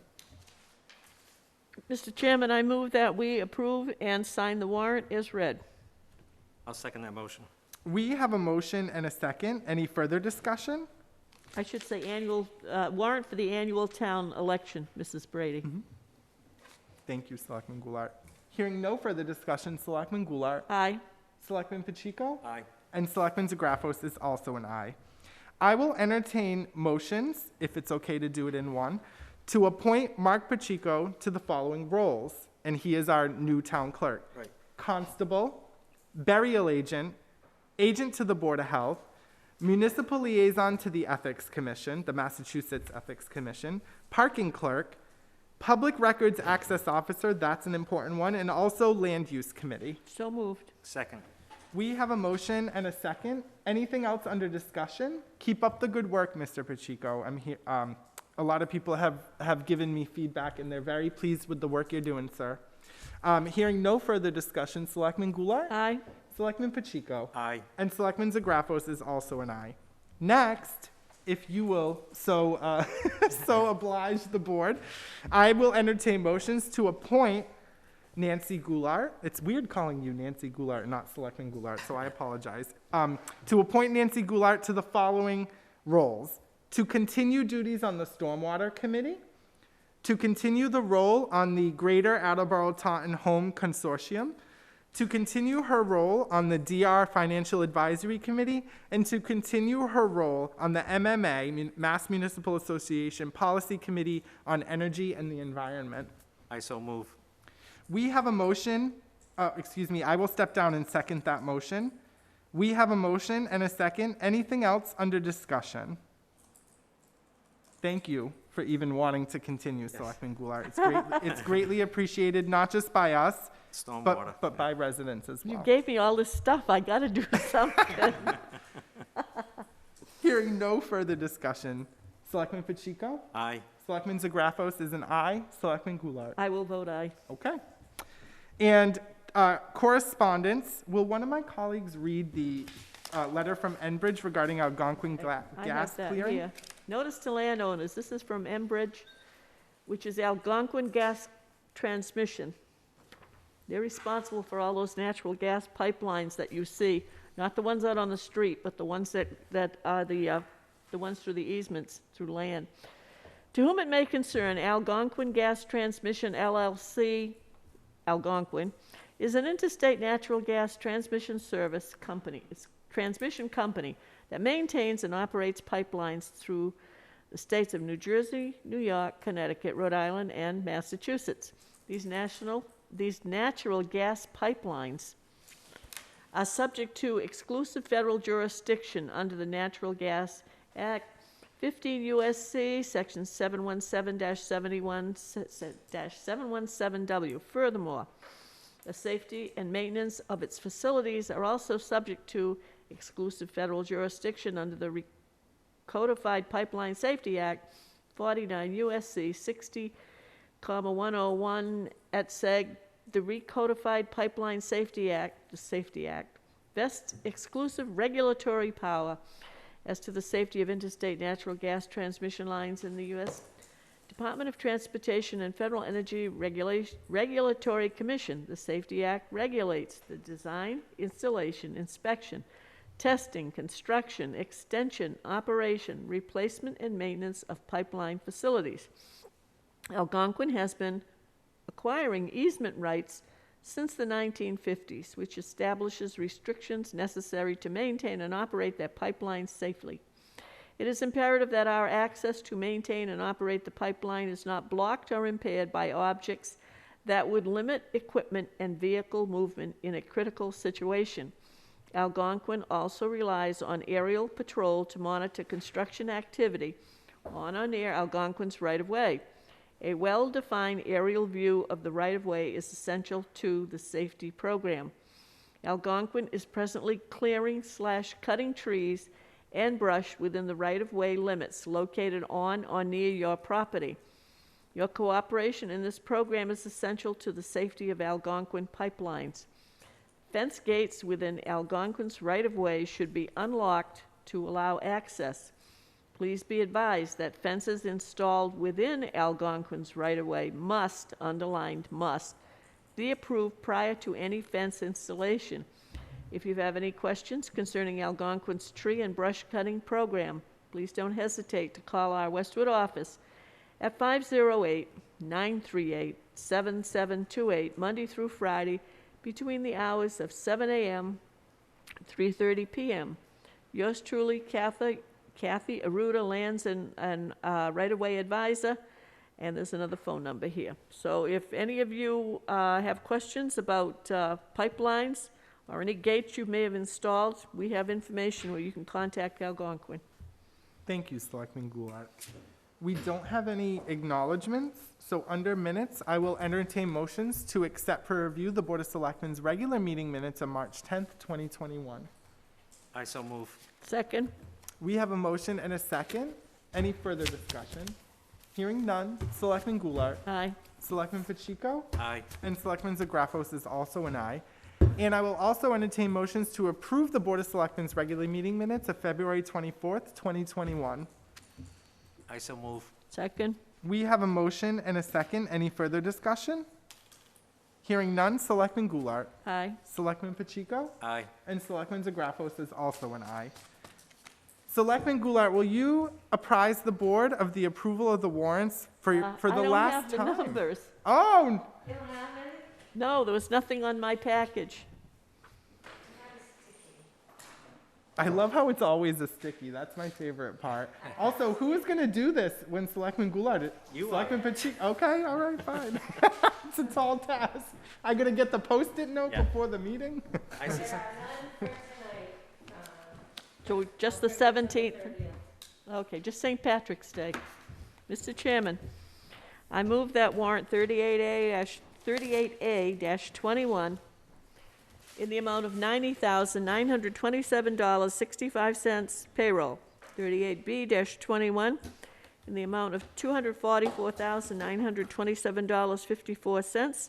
38C-21, the amount of $89.45, accounts payable, all dated March 17th, be approved. That was the motion, right?